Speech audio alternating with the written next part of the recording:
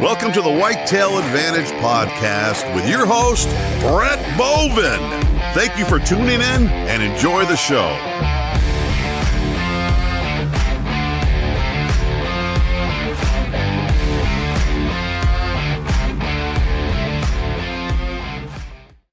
Well, hello, everyone, and welcome to the Whitetail Advantage Podcast. I'm your host, Brett Bovin. If this is your first time tuning into the show, thank you.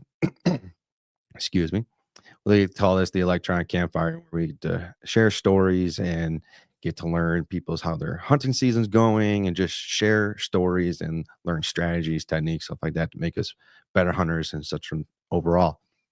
Tonight's guest is Mike. However, we did have another guest on, Frank, as well, but due to some issues, we had to reschedule with Frank. So we'll be getting Frank and Mike again for another episode. But where was I going to say? Today is Sunday, December 15th. It's our last show before we kick, because we'll be taking 2 weeks off, and then we're getting back into the first Sunday in January. We'll be coming back for our next live show. So looking forward to our last show of the year. Hope everyone has an exciting New Year's and some new revelations. We'll be talking about that. If you have any comments or questions, anything like that, feel free to drop them in the comment section, and we'll pop them up during the screen and address them as they come. If you want to be a guest on our next show, feel free to go to our website and book us right there, or send us requests on the website, or you can message us on our social media platforms as well. For those of you unfamiliar with the show, we do a live show on Sundays and Tuesdays at 8:30 p.m. Eastern Standard Time, but during the hunting season, we only do them on Sundays. So starting next year, Sunday, January 5th, I believe it is. Yes, we're going to be going back to our Sundays and Tuesdays shows. We also have a saying on the show, put your quarter in the slot machine. What I simply mean by that is to help share the show. I strongly believe hunting is a dying sport. It's a dying lifestyle, and we're trying to do our best to bring hunting back to the roots of what it used to be. Now we have social media these days, so it's easy to connect with people. So we want to bring that deer camp feeling back. We also have a subscriber goal. We're getting close to 215, so help us get up to 220. That's going to be our next goal. And now, we all know I don't like doing intros, so let's bring in all of our guests. Let's see here, and then we'll just get the show rolling here. Excuse me 1 second. And then there we all are, along with our guest, Mike. Ta-da. What's up, everyone? What's up, fellas? Mike, I always feel like I'm going to mispronounce your last name. So It's all right. It's Mike Nyitray. Yeah, perfect. That was perfect. That was Didn't perfect? screw it up at all. Yeah, that was perfect. Fuck yeah, I'm a genius. That's why I play golf too. I think we talked about this last time. Like, the most nerve-wracking part about doing a podcast is butchering people's names. Exactly. Like that is so scary. And then once you get it, it's like, fuck yeah, like you just really do get excited. You do. It's like, oh, I'm a little smart. So in our group chats and everything, and we're talking, and we misspell our boss's name over there, Bovin. That dude freaks out, man. Put an A in place of the E, dude. Or I after the V. He puts an I instead of the E. He gets all pissed off. That gets his hooters going. Yeah. Dude. It's not even that. It's only one motherfucker that does it too. He leaves off one T and he puts an I in there. And it's like, how many times I gotta tell you? It's 2 T's and an E. I think it's funny. It's fucking hilarious. Anyways, Mike, for anyone that doesn't know you, can you give a little background about yourself? Yeah, sure. I'm Mike Nyitray.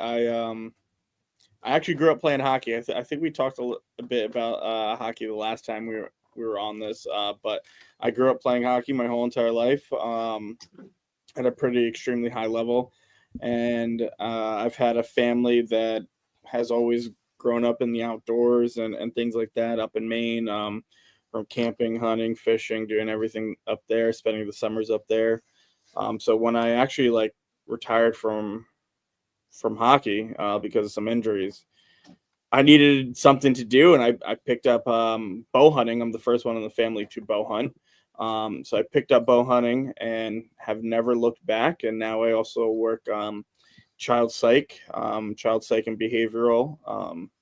And I've been doing that for almost about 7 years now. So that's a little quick backstory about myself. Child psych, man. Yeah. How's that? I don't know if How you is can that see. general? So a girl, one of my patients, and it doesn't look like much, but she scratched the shit out of me today. She's a returning patient, so like I'm kind of used to her. And she has alcohol fetal syndrome, and she's 16 years old.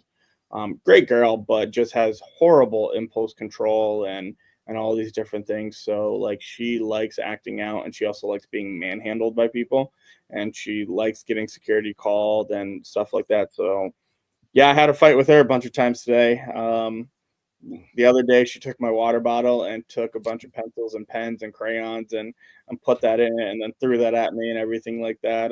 But for the most part, like it's really chill. I love it. I love working with kids. I see them at their worst, and I experience some of the worst and horrific things, and have to hear about just things that you wouldn't even believe. But if I can help one kid like that, that's the biggest thing for me. Like helping just that one. If I can change one kid's life, like I've fulfilled that doing my job. And it's something that I plan on somehow getting what we do with hunting and the outdoors and meshing that together to bringing more kids, especially inner city kids and stuff like that, into the outdoors, and giving the healing process of how good the nature is, and hiking and fishing and hunting. Because let me tell you, these kids are obsessed with hunting and my stories, like because they don't know it. They it's a unknown thing to them, and they think it's the most fascinating thing, and all of them want to do it every time. Like they're like, oh, can I try deer? Can I try bear? Can I try this? We were just at camp, and I was telling Squatch and our group, like, I had bobcat for the first time, and the kids were like, oh my god, you had bobcat? Like, that's so cool. Some of them were like, yeah, that's nasty and everything like that, but like they find that really cool and unique because they don't know anyone else who does that. It's a whole different lifestyle to them.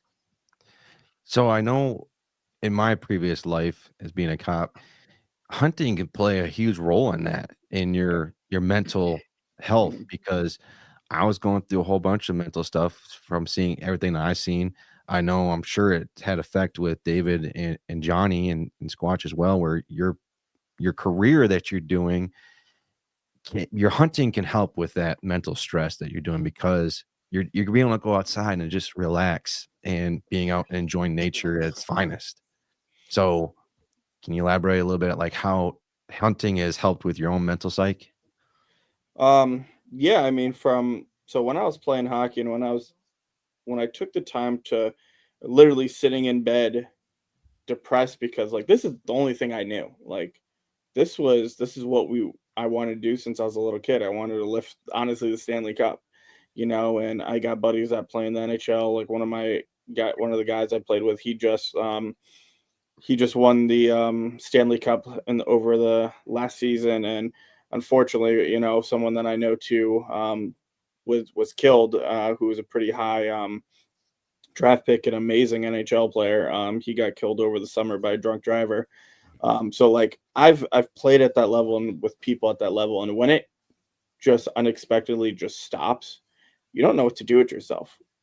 And things got dark, and things were really rough, and hunting just feels like it gave me that purpose again. Like everything I did with hockey, I was able to do with hunting. You get obsessive about hunting, and especially about chasing big deer or bear or whatever it is. So mentally, I think that pushed myself to be a better person, to be a better hunter, and mentally has just made me so strong. And then it's also the down moment. Like if you have a stressful week, you got to go sit out in the woods, whether it's raining, snowing, whatever it is. Like you're just like, like this is just the best. There's nothing else like just being out in the woods, being out in nature. Everything about it is just so calming.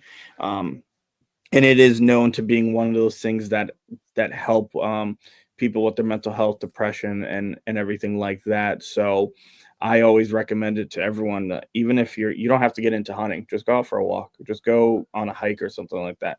Go sit outside in the sun for, 20, 30 minutes, and you're going to feel better at some point, and you're going to be able to just calm yourself and relax and let everything else go and just live in the moment of being out in the woods.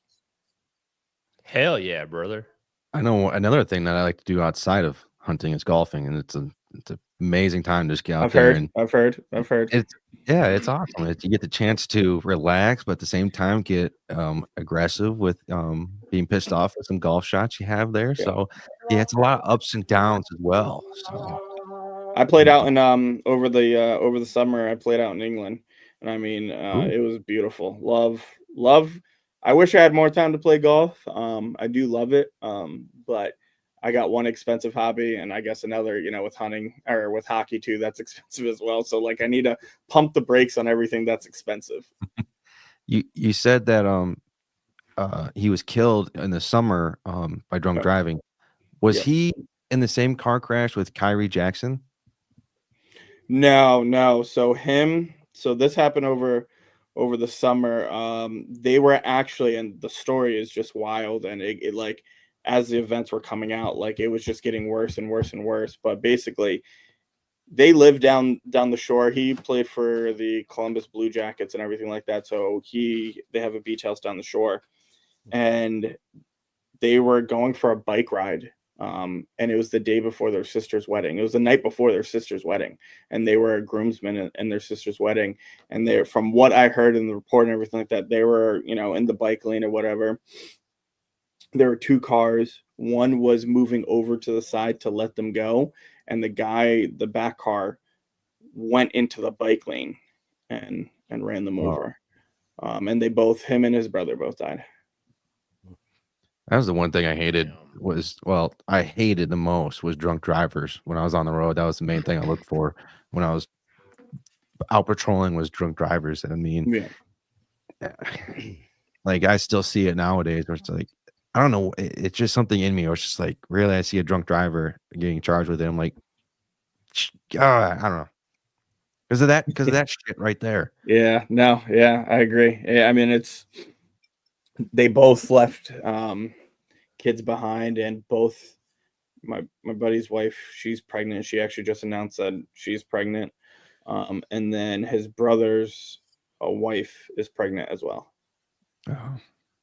Yeah. Hard to see. Terrible situation. That was like right before, I think like in the summer. So right before the season started for hunting and everything like that. So I mean, it was a crazy time. But I mean, he was hands down the best hockey player I've ever seen and played with and against. And he was just unreal. Wow. I have to say though, I don't know much about hockey. I will say this though, and when Squatch is here and David's here and John's here as well, Squatch is gonna be leaving us early because he has some. I'm just not gonna say it, but Squatch is gonna be leaving early. And John here, he says the actual talent. Yeah, He's actually the main part of this show. I just basically run everything, and he's the face of everything because he's so pretty looking. True.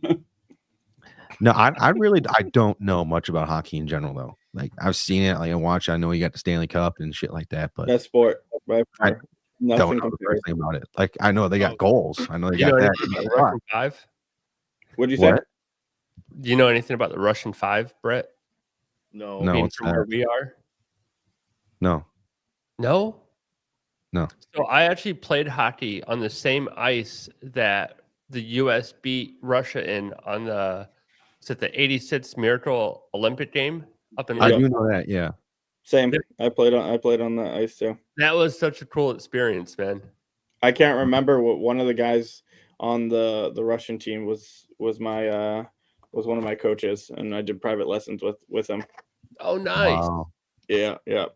I love that movie. One of the best movies. If you're trying to get into hockey, watch Miracle. One of the that's a great movie. Best movies. Or like Slapshot. Slapshot. Slapshot, awesome. such a classic. Like Mighty Ducks too. Like I love Mighty Ducks, but if I'm someone who wants to get an adult into it, like I'm watching Slapshot or like Youngblood or something like that, or Miracle or Mystery Alaska, like something like that. But that was a good one. If I got That kids, was a great one. Yeah, that one was great too. Was good. Love that movie. Listen, they need to make more hockey movies because hockey movies are absolutely insane. Yeah, I tried ice Red skating. Wings. Yeah, Red Wings rule here. Oh, absolutely. Which is surprising, Brett, that you're saying, coming from, I know it's Red Wing country all over there, and everyone plays. Well, I mean, I know a lot of people that play hockey in Michigan. Every school in Michigan, just Michigan State, hockey. Michigan University. I mean, it's just hockey's insane up there. I went up there to play in a hockey tournament and everything like that. And I mean, it's cold all the time. You got the big ponds and lakes and everything like that. So people are playing pond hockey and everything like that. So that's a surprising thing. I feel like up there it's football and hockey. Yeah.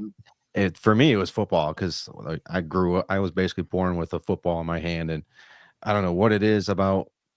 I just love college football, and I tried ice skating once when I was like 10. I couldn't do it. I look like one of those deer on ice, and you're just like, yeah, I sucked at it. And that top heaviness. Yeah, it's a head. It's a fucking head. Pumpkin head. I'll say one more thing, and I don't want to jinx myself, but the next time I come on, with Frank and anything, I hope to be doing a lot of trash talking in this fantasy football league. I hope to be. I'm not going to jinx anything yet, but if things go well, next episode is going to be a lot of trash talking.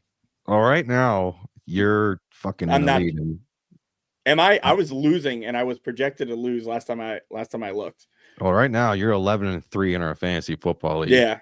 And let me see here. I don't think I'm winning right now. I was losing last time I checked. I'm winning my game right now, and you're losing 141 to 115.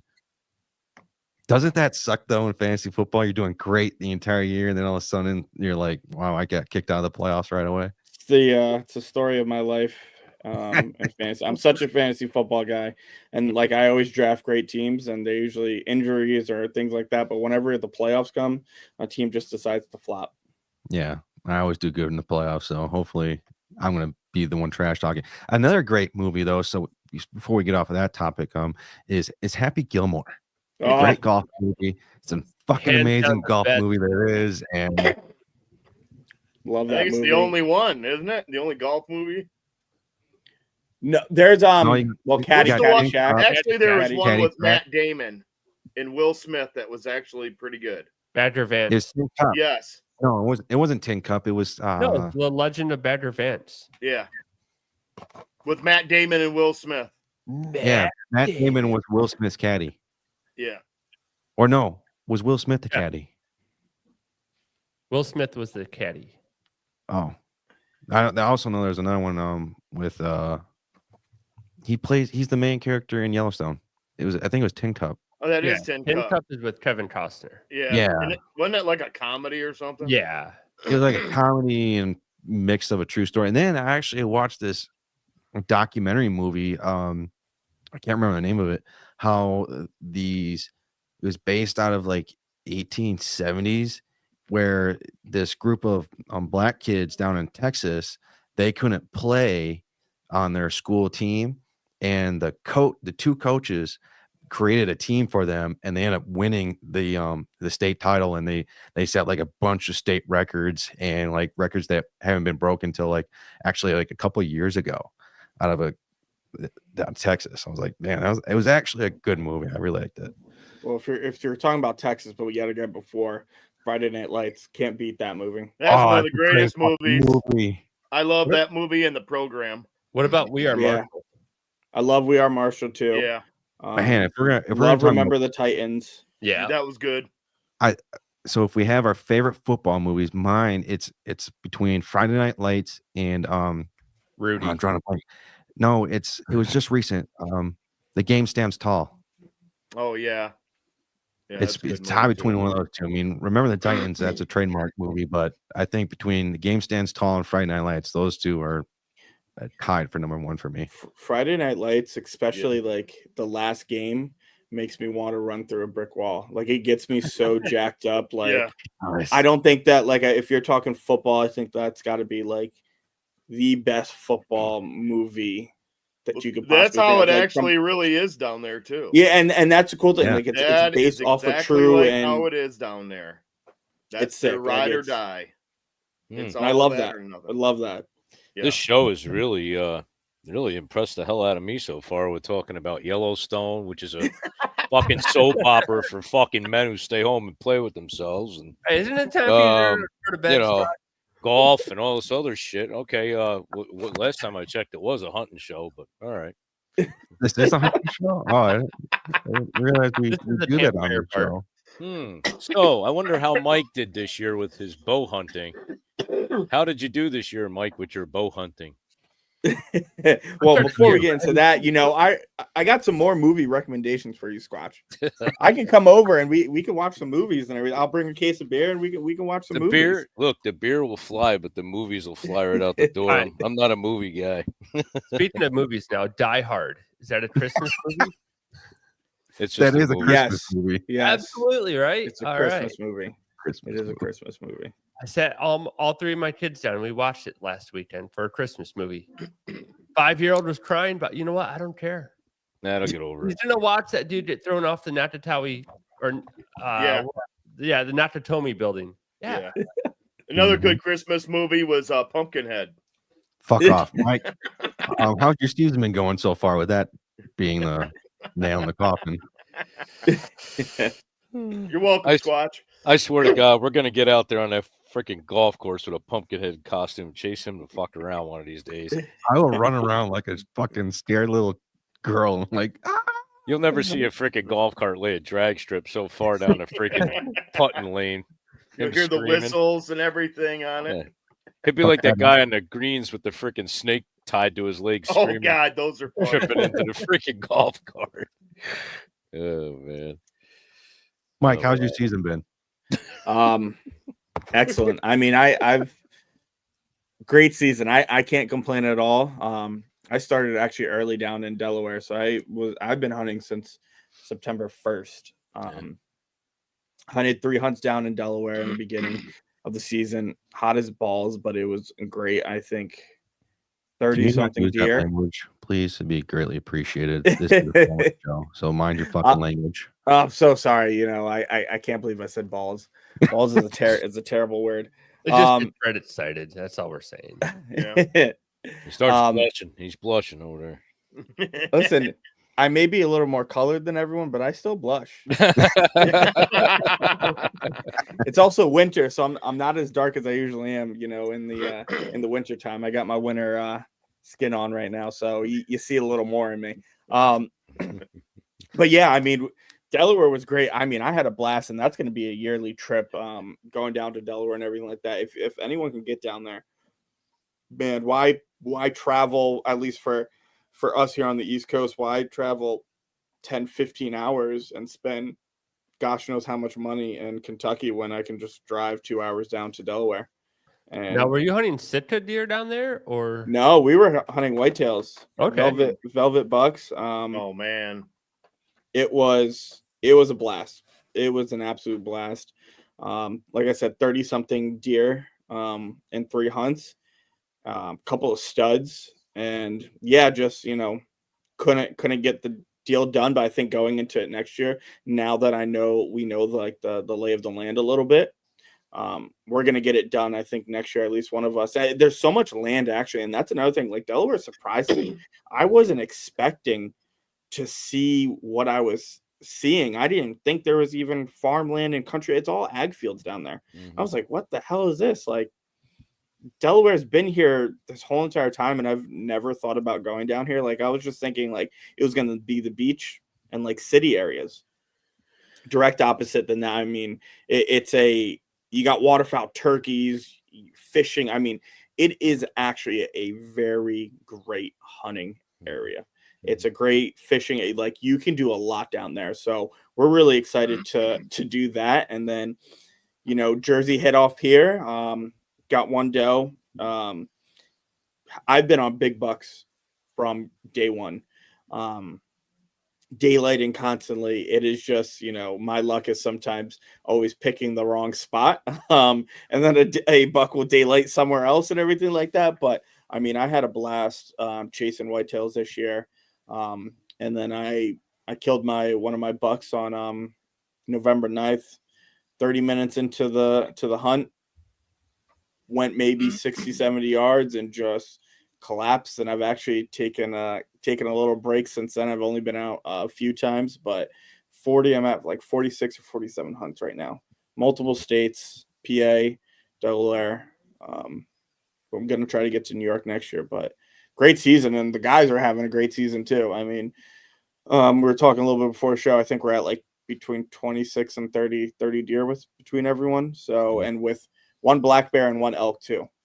Oh, nice. Is in there too as well. Yeah. So the boys are having a season, and for me, waterfowl, I'm about to start the waterfowl grind, and hopefully we'll be getting out soon and smoking some birds and everything like that, because waterfowl hunting has become a huge passion of mine in the last 2 years. Let's get to that black bear here in a second, but I want to ask, have you hunted Maryland yet? Because I know it's basically in your backyard. No, it is on the agenda. I didn't have time this year. Peyton, our team guy Peyton, he's from Maryland. Mm-hmm.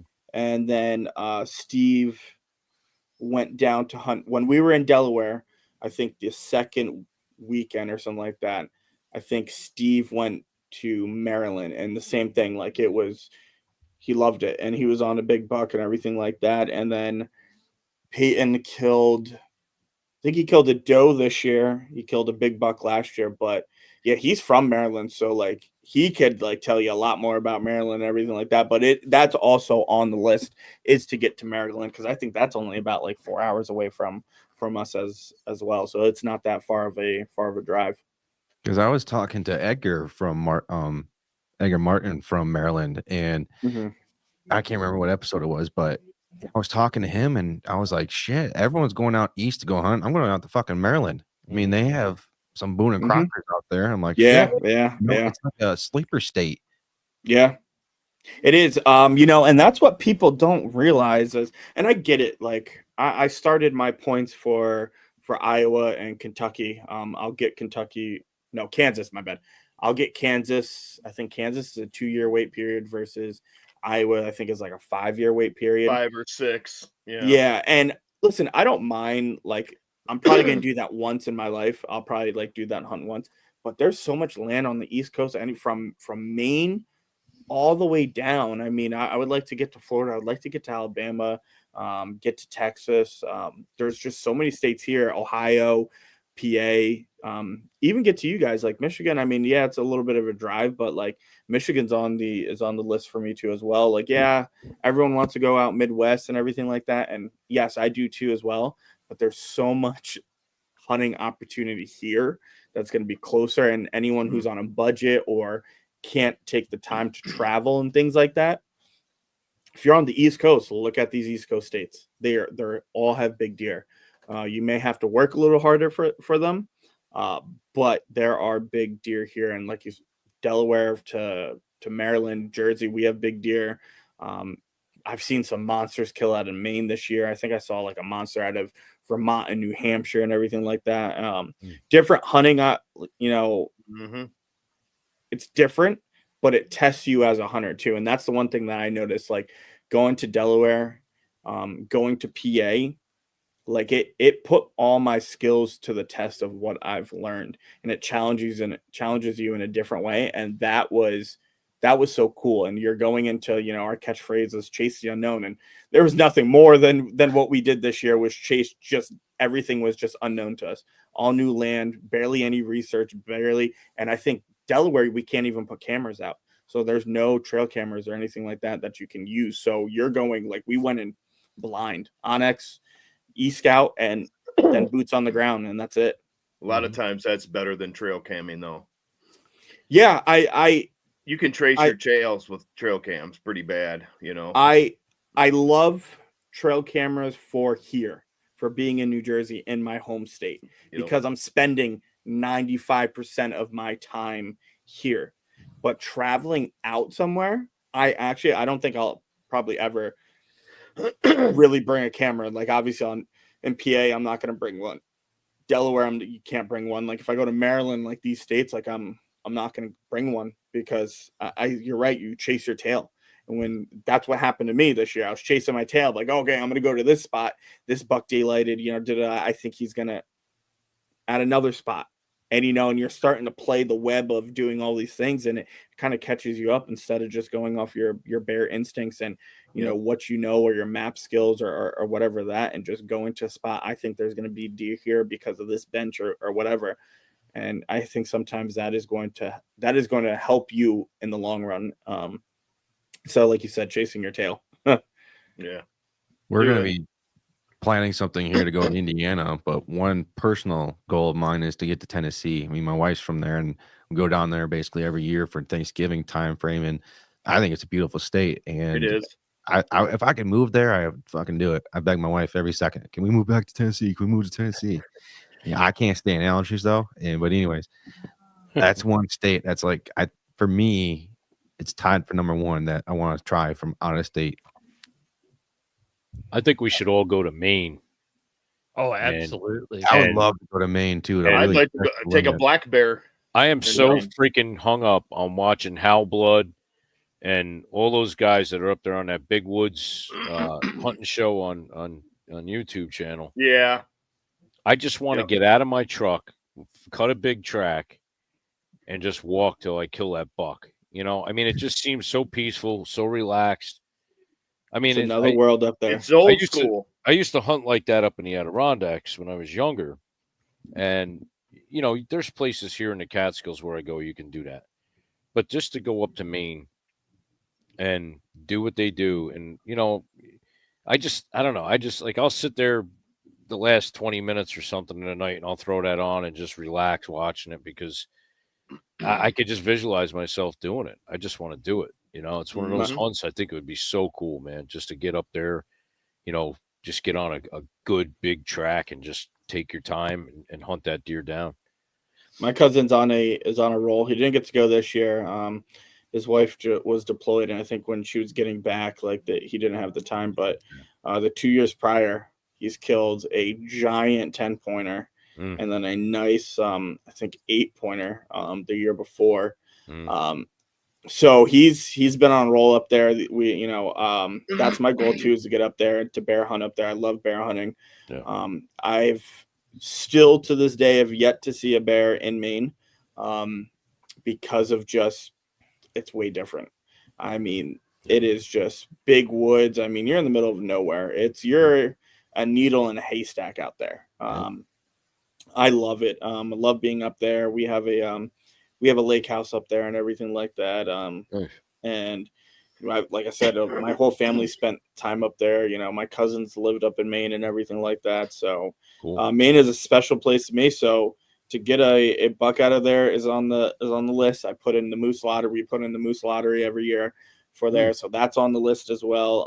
And then to kill a bear up there is on the list as well. Now, how does that work with the moose? Do you have to hire a guide, or can you just go after the moose? No, you could do a public land hunt. You can just go after it yourself. Okay. There's so much land up there. Okay. Maine, I think it's like 95% woods, if I'm not mistaken. Okay. That's something like if we get out, we're just going out. I'm getting as many people, so you can have one other shooter. So it's you and another shooter off our tag, but then you can have as many people as you can. So like my other cousins who live up there, they just did it, and we were supposed to go up there, but my best friend decided to get married, so I had to go be the best man in that. So I missed Moose Camp this year. But I literally, if old best friend, listen, he's lucky. I love him, and he's a part of the family and everything like that. But if I get it, I'm going to tell you guys, everybody is invited, and we're going to have a huge moose camp for the whole week. Like, it is going to be big. Like, I've watched some of those videos up there, and it looks like an absolute just hell of a banger of a time. We would camp out, just go into some public land, and just ruck it and just hunt every single day, come back, whether we kill something or not, and we'll just grill up food. We'll be cooking whatever we got and having drinks by the fire and just do that every day until the season's over, until we kill something. Beautiful. That would be a That's dream. beautiful. Man. I don't see a downside to that. No, that's not- No. I might be broke after, but besides that, That's every year. That's every year, though. Yeah, That's you're right. every year. I didn't realize. I think I was graduating high school or freshman in college, and it was Northwoods Law. It was based out of Maine, and I was like, man, they take their moose hunting serious up there. Oh, yeah. They I mean, take everything serious. I met one. I met one. Take everything serious, before. but they take that to a whole new fucking level with moose hunting in general, though. Yeah, it's a really cool process. You know, it's like a rite of passage being up there and to do the moose hunt and everything. Even the lottery, like, you know, I'm pretty sure.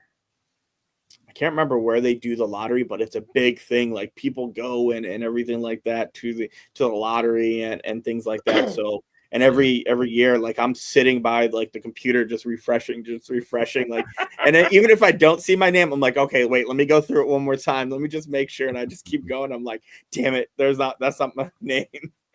Yeah, they make it like this giant fucking party for the drawings. Yes. I'm like, damn. Even just that part, and to see other people get so excited for someone else to get their name drawn for their tag, I'm like, damn, they are really appreciative of other people getting a tag.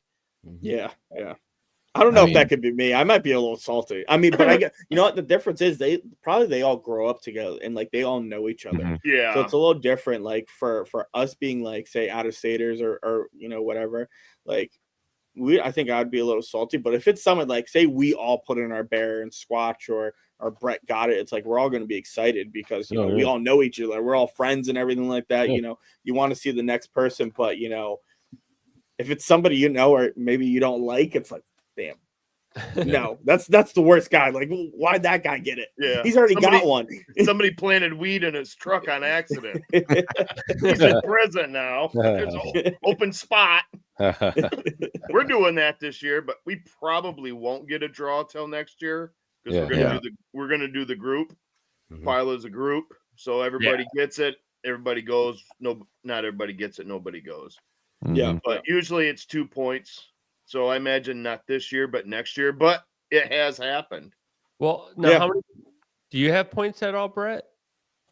No, because I never put in for one, but I always figured people can get one just off their first year. I've heard stories. It happens, especially in the UP, depending on where you're at. You can. It happens quite a bit. So no, where are you at, Dave? On points, 5. Oh, okay. 5 or 6. I would never put my points in for an elk out here. I remember reading part of the group text. Squatch was reading up on that we can hunt elk here, and I was like, yeah, don't fucking hunt elk here. I mean, don't get me wrong, that'd be great to do, but I'm not going to waste my time and money to get an elk tag because the elk here in Michigan, in my opinion, aren't true elk. Like elk are out west. We just I didn't even know you guys had elk. Oh yeah, they got a pretty good population, but it literally takes 20 years to get a tag if you're lucky.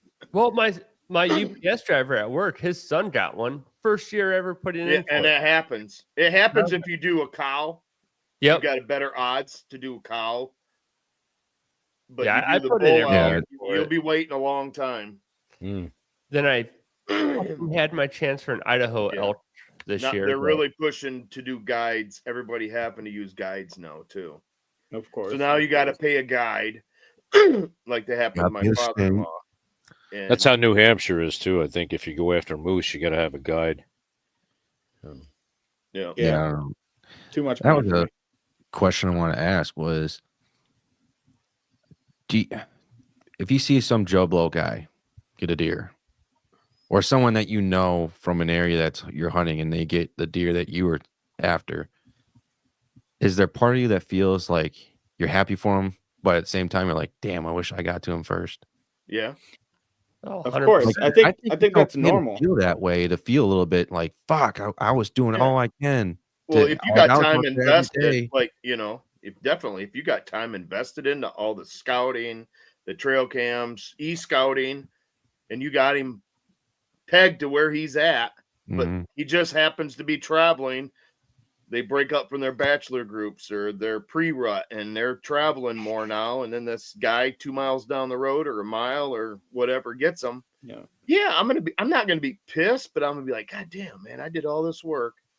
Yeah. And You're it a little didn't happen. heartbroken. But I'm It still goes- happy for the guy that he actually got that, It's like the Right. days when you went out with your best friend and you're in the bar and you see a chick and you start hitting on her, and then he maybe did a little something better than you and he took her away from you and you're pissed off, but you're like, hey, go get him, buddy. At least you're getting something tonight. Right, So, yeah, I mean, you're kind of got the same philosophy as like when somebody shoots a buck out from underneath you in a locality where you've been really friends with these deer for a while. I mean, it's hit home here a couple of times with me. I mean, and I don't take anything away from anybody that puts their time in and earns their buck the right way. I mean, there's a farm that's close by to me, 2 boys on it, guys have been hunting there their whole life. And when I first moved here, I had a beautiful 10-pointer on camera. I was after him, got real close a couple of times, and then gun season started. It wandered over there and they shot it. And I was a little pissed off. I mean, I'll be the first one to admit it, but I was also happy that it went to somebody who's doing it legally the right way. And I called them and I said, hey, you guys, I got pictures of that buck if you want to see him. He goes, I got 3 years of pictures of that buck. And I'm like, oh, touche. All right. So, they were putting their time into. So yeah, it's the jerks that like ride into the freaking orchard, shoot out the window of the truck and fucking just drive off with a button buck or something like. It's just people like that. I don't like the ones me and Johnny found where they just skull capped them and just left everything. Yeah. But I mean, if you're, it is hard. It is hard. And like last year, I had this super freak buck that was here for a bunch of years. And we were all onto him. Well, the guys down the farm, and a couple other guys and me, and he called me and he says, hey man, I hate to tell you this. I said, what? He says, we found that buck dead. I said, bro, you don't got to lie. I'm not going to get mad. Did you shoot him? Nope. He goes, my brother and I were walking out. We seen him laying there dead. There's no holes in him. We don't know what the frick happened, and it was after the rut. So I think he was just an old deer, and he just gave up his ghost, and that was it. And he was there. But man, I got to tell you, dude, it broke me down. I had tears in my eyes because I was so close. I mean, I had him during bow season at like 60 yards out in front of me, and I knew it wouldn't be long with the rifle for me to get him. And it was like the first week into it, man, he was done. And I just had to like sit for a minute and like, wipe the tears out of my eyes for a minute and go, well, you can't win them all. You can't get them all. And at least I knew where he went. I didn't wonder where the hell he went. And they were kind enough to let me know, but true. Those things happen. Brett's got the same thing kind of going on where he hunts. Yeah. Because he only has it for bow. Yeah. So if he doesn't take any of the big mature bucks off there, or any that he passes, there's a good chance that gun season, these guys are going to get them. Yeah. Yeah. And don't get me wrong, everyone knows my feelings about gun hunting, but if you just like, I'm out there almost every fucking day that I eventually can. But when I see someone come out there for like the very first day and they shoot one of these monster bucks, I'm just like, fuck. Yep. I spent hours in that stand. I can't even see one of them. And then all of a sudden they're out there for 2 minutes and they shoot them. And I'm just like, great job. Don't get me wrong. I'm happy for them. But at the backside, I'm like, fuck. Damn it. I was doing everything. I thought I did everything right. I was spending all the time.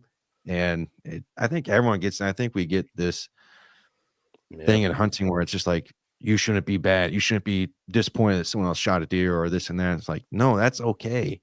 I think everyone's going to have that feeling. And I think where it gets to a point where it's like, you shot my deer. That was my deer that I was after. Fuck you. No, that's not it. That's not your deer. That's everyone's deer. But it's okay to have that feeling where it's like you spent time, even if you were out there for a week and you didn't see the deer that you're after and someone else shoots a deer. It's okay to feel that way. And I think that also brings me into my next question. I really want to ask Mike about this. When it comes to competition among hunters overall, do you think it's a good thing, a bad thing? Because like for me, when I see Frank, I'm use Frank for an example. I see he gets a giant deer. I'm like, fuck, I think I can do better than him. I think, is that okay to have that time competition? Because I think in hunting, we always like, you shouldn't have any competition. You shouldn't have any competition between hunters. It's you versus you. And granted, for me, it is me versus me. But when I see someone else be successful, it's like, fuck, I think I can do better than him. But my situation and where I hunt is different from where Frank is. But overall, do you think it's the competition amongst hunter versus hunter? How do you think that is? What's your feelings and takes on that? I think, listen, this is who we are, and I'm not gonna sugarcoat it for anyone. At least for me, I'm competitive as hell. I don't like losing at anything. Mm-hmm. Yes, I know how to lose. So if I do lose, like, all right, you know what? That's it. I played sports my whole entire life. Most athletes are very competitive people. You know what? With like, say we could speak on Frank because, you know, it just motivates me to, all right, this is what Frank's doing. I don't necessarily have to get a better buck than him, but it's going to motivate me to, all right, I'm going to bust my ass as hard as Frank is. You know, I'm going to hunt constantly. You know, anyone who knows me, like, I bust my ass during hunting season. That's the only thing I'm really doing. You know, I sacrifice a lot. The fiance, she is great during the hunting season where she picks up a lot of the slack. So I got to thank her for that. But I'm talking about at November 9th when I killed that buck, I was at hunt number 42 or 43 of the year. So yeah. I think friendly competition is great for us. This is who we are. Mm-hmm. You know, I think it makes everyone better. Now, the problem is when the jealousy comes and gets involved. And like you have people say, oh, that's my buck. That's my buck. No, you know what? Like you said, it's everyone's buck.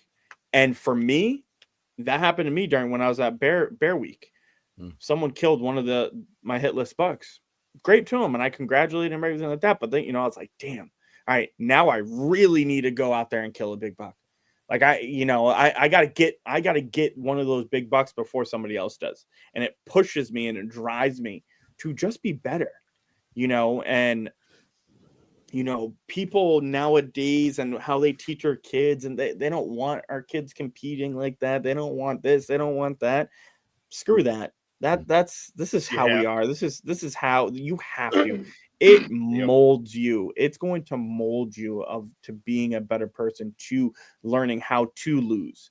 You know, I think that's one of the most important parts to be able to win. You have to lose.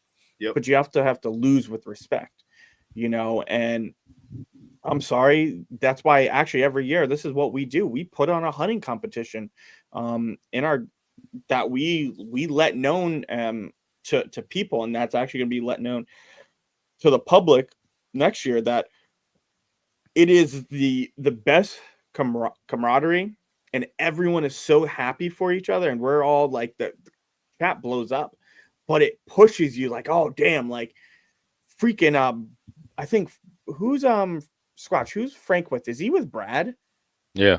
I think both of them have shot. They're winning the competition because they've shot, I think, at least together close to almost 15 to 20 deer, probably about. Yeah. Right. And they're like big deer, all like. So it pushes everyone like, okay, now I got to go get a bear. Now I got to do this now because we have different points for different animals. It's like, all right, like everyone I think is motivated. One of the best pieces was Meg this year. She had to go out for back surgery, like a very, very severe back surgery. And she killed a giant buck on her last day. And everyone was like, that was the perfect thing. Yep. But it's also like, okay, if Meg can go do it when she is about to have to go to surgery and she busted her ass from the start of hunting season till her last day, there's no reason why I can't do that. There's no reason why Squatch can't do that. I think it's the best healthy competition. And I will die by that sword. Like we need that. We as people, as men too, that's how we are. Like I love that. Like that, I'll be your friend way more if we're in a healthy competition, you know, and we're pushing each other to be better hunters. And that's what everyone should do, is to push each other to be better and doing things ethical and legal. And that's my thing. And that's the biggest rule in this competition is like everything has to be by the books. And that's why I have the people I have in there, because I know they're not going to cheat, and I know there's no poachers in there or anything like that. That's my only worry about opening up to like the public, because then people I can't trust everybody. People are going to start cheating. I don't want that. It's what we have right now is good. I will let it, but I'm still going to keep a nice tight knit to what we have and everything like that, because I don't want those other things. But friendly competition, that heated competition, as long as it's all good and said, and at the end of the day, hey, congratulations to you, congratulations to me. We had a hell of a season. We had lots of fun, and there you go.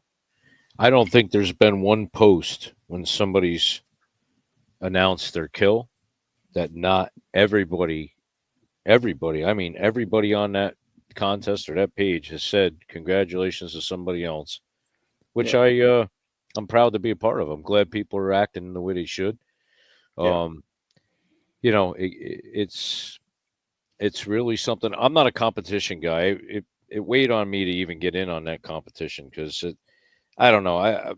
With my personal beliefs in the outdoors and stuff, I don't like looking at it as a competition, but I did, and it's okay. But it's like you said with Meg. I mean, that's divine intervention, man. God looked down on her and said, "You know what? You're going to go through some hell for a while. I'm going to bless the heck out of you. Yep. Here's a beautiful buck you've been working so hard for." I mean, and not taking anything away from her. She's a great hunter. She puts her time in. She's paid her dues. She's grew up with her dad, learning the ropes and everything. But you know what, man? I'd rather be lucky than good any day. And when God smiles down on you and says, "Here's your trophy buck," run with it. And it's a good thing. And, like with Frankie, I mean, Frankie had a lot of ups and downs this year too, man, like all of us. And we call each other, we're each other's therapists. We call each other our outdoor therapists. And if you guys, I'll give you a little backstory on Frankie and I, we're pretty much inseparable. He's just a fella that I hit it off with right from the beginning. Like, he's truly a good brother to me. And, the stuff that we went through this season just brought us even closer. And it's like, you sit there and you can feel the pain that somebody goes through when something happens, as far as, they thought they put a good hit on an animal and, they're confiding in you. And, I'm just average me. I've always said that I'm no superhero. I do have a lot of years experience doing stuff, and it comes in handy sometimes, but it's nice to have somebody confide in you and you get closer to that person. So like you said, when somebody's shooting 5 deer or somebody's shooting this or that or whatever, there's no reason to get upset. It's gifts. They're gifts from God. God's saying, take this. This is what's been handed to you. And they're not my deer. They're not your deer. They're natured. It's what God created for everybody to enjoy. Yep. And I told you guys, like I had a run in real quick. I'll tell you quick. I run in with a guy that was trying to cause trouble with property down the road from me. I ended up nipping it in the bud. Never said nothing to the guy again. And just the other day, he stopped down and apologized about everything. And my words to him were, "You saw me going out opening morning. You tooted your horn, and I would wave back to you, even though I knew who you were. I didn't begrudge you." And he said, "Yeah, I wanted to turn around and wish you good luck, man. But, I got up to the corner. I was kind of running late." I said, "It's okay." But I said, "You said a key thing. We're both getting up the same time in the morning to go do what we love to do. Why do we want to be enemies in loving what we do? And this is what we got to teach each other." I'll be the first one to be a biggest ball buster on the face of the planet. Don't get me wrong. But, deep down, I got a big heart for people. And I don't want to have enemies with anybody. I love everybody. I want us to get along. That's the outdoors. We're supposed to be a big brotherhood of guys who love doing the same thing. And like I told that guy, I said, we're doing the same thing. We love the same thing. Why are we upset with each other? It's stupid. So when you're in a competition, it's the same thing. Just be happy for the person. They're just, gullible and lucky, and they knock down 10 deer and you got one. Okay, it's the way the ball rolled. Next year might be different for you. It's one of those things, but it will build you as a man. Hunting will build you as a man or a woman, in your trek with whatever the hell you're pursuing out there. It will make you humble. It will make you realize that you're not as good as you think you are. But you can learn a lot, man. Just by sitting out there, you can learn a lot. Yes, you can. David, Johnny, I'm curious to see your guys' take on it with you guys having prior experience being in the military. Because I mean, I know I wasn't in the military, but I was trained by military personnel, and it was you have to find a way to fucking win sometimes when you're in a fight. And with your guys' backgrounds being in the military, how do you guys take competition in hunting? Pretty much the same way, and on top of doing college football as well. Military is a little different because you're a brotherhood, but it's more like your group of guys or like big brother, little brother. Like you'll be fist fighting with one of your dudes. I mean, just a knockdown brawl, people are bloodied, and 5 minutes later, it's over and it's done. But it's so competitive for the alpha male role in the military. If you're not an alpha male, it's really rough. Hunting's, in my opinion, hunting's the same way. It's an alpha male sport. Whether you're a child or a woman, you're an alpha. Mm-hmm. It's dominated by those who can succeed, overcome, and that's how you're successful. And winning and losing in that part, just like with anything, is part of life. And it's what, like Mike was saying, all the crap that's going on now where everybody gets a participation medal is bullshit. I'm 55 years old, and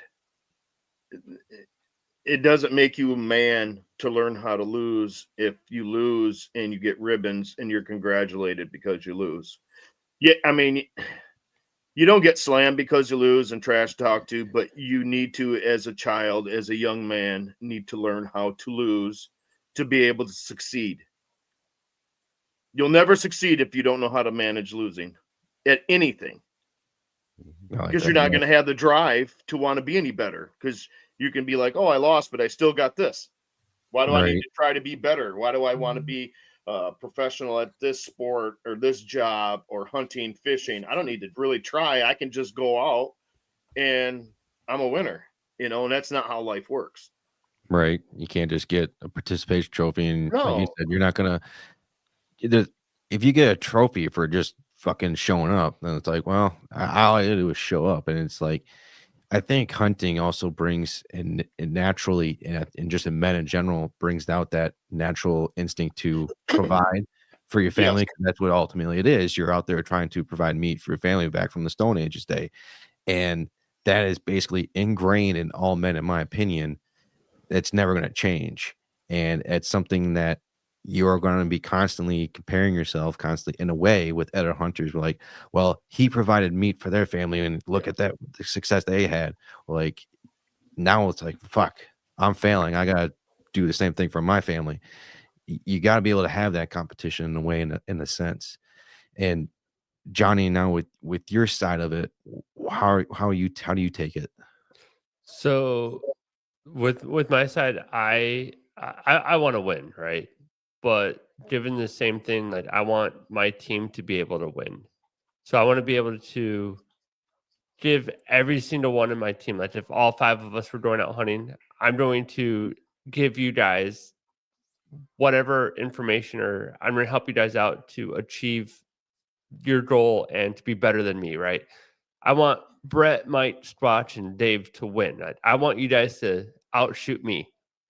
So, but on the same note, I want a big ass deer, right? So I'm going to put in the hard work. I'm going to do what I did, or I'm going to do whatever I have to do to win my personal goal.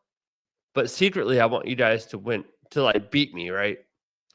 Because, growing up in the, doing what I did in the military and everything, it was always, I wanted my guys to outshine me. That was my goal as a team lead. I wanted my dudes to be better than me.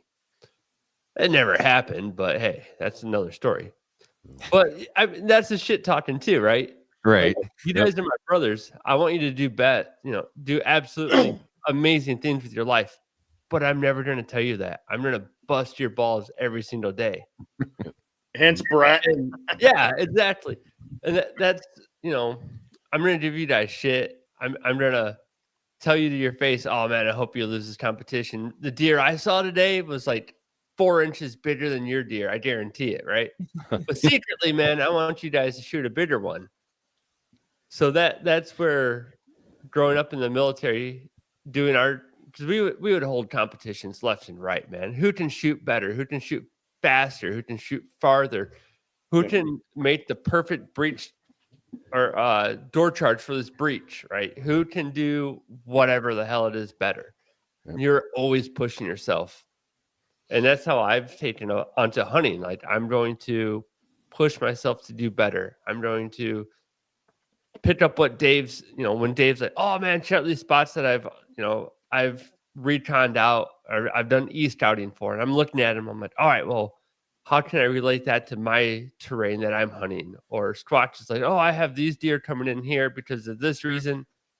Well, I'm like, oh man, that's awesome. Then I take his information, I put it in that little mental toolbox that I'm going to use for later. Yep. That's all I do. I call it my tactical toolbox. That's my little mental. It's your golf bag. It's cool, man. Yeah. And like with me, I'll listen to even young people. Yeah. Oh yeah. Yeah. Because they might see a different perspective of something that I've never looked at before. Right.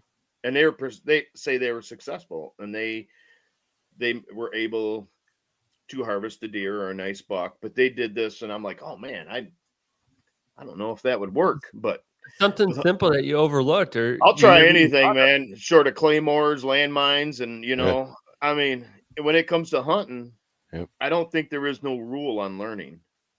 Well, also, you have to be willing to learn, because I think at some point, I'm just going to use 10 years as an example. I think once you get 10 years experience under your belt, you kind of think you know everything, and you're I'll learn a couple things. What are you saying? Okay. And you're not willing to learn what other people have to say. Some people might be having a different viewpoint than what you have. And I think people get caught up in that, where it's like, oh, I know everything now. No, you fucking don't, especially when it comes to hunting. I mean, someone could look at the same piece of property that you've been looking at for 50 fucking years. Yeah. You're like, well, did you try there? And they're like, oh, I've never seen that piece. Never even considered it. Yeah. So you also have to be willing to learn. I think you can't just. That's it right there. You have to be willing to, because if you're stuck in your old ways, I'm going to hunt this spot because that's where I've hunted the past 25 years. I'm not hunting anything else. And you might not see anything, but you play the winds and you start patterning the deer and stuff like that. You change up the spot. It's a whole new hunting field. Well, that's like my instance with my dad on the property that we hunt. He found that piece of property when we first moved out there, and he got one of his giant deer out of there, and he shot deer out of there on a consistent year. Then all of a sudden, once I got to age, I wasn't seeing shit. And I was like, I think there's this thing called overhunting. So I was like, Dad, I think we overhunted that area. I think we need to back out of there. We didn't hunt that area for 4 fucking years. I found another piece of the property where I went out there and hunted. I was able to get some deer out of there. And then I was like, I think it's time to go back there. And that year that I shot fish 2 years ago, that was the first year that we hunted it in 4 years. I was like, so I think a time where it's like, you gotta be willing to look at something. It's like, you might have great success out of that spot. And him and I still have fights out of that spot. It's like, I need to move the stand over there. And he's like, no, why would you fucking do that? You shot your biggest deer at that spot. I'm like, no, the way the deer are using the terrain more and learning that I'm there, they're adjusting where it's at. So I have to be able to move. And he's kind of stuck in his ways now, where it's like, nope, you gotta stay fucking there, stay in that tree, don't fucking move, blah blah blah. Like, you've got to adapt and overcome, man. Exactly, that's what I'm telling him. Like, Dad, I've hunted that area now for 3 years now, and they are adjusting to me out there. He goes, no, don't do it. I'm like, I'm gonna do it. I don't give a shit what you have to say. Well, now that you're going mobile, you're gonna see a whole nother side of that property. Oh yeah. You're gonna be able to just bounce around, and you're never gonna go back. I have 3 permanent stands, so I'm going to be moving those 2 around on the property where they're going to be my consistent ones. But then with me getting my mobile stuff, I'm going to be hunting different spots where it's like I've had my eye on there for a couple of years now. It's like if I can just get a stand there, because the 2 stands I have, I know I'll get a deer out of there eventually. It might not be the biggest deer that I want, but I'll get a deer. Now, if this mobile setup, like David said, I'll be able to see better deer and have a more And consistent. the less time you're in one stand, the less time, the less amount of scent is on that tree and in that spot. Exactly. And I always didn't want to pee out of a tree stand, And but that's bullshit. You can I- push out of a tree stand. All urine is the same. Yep. that's why I was like, well, this is growing up. I was like, I don't want to pee. I always pee in a bottle.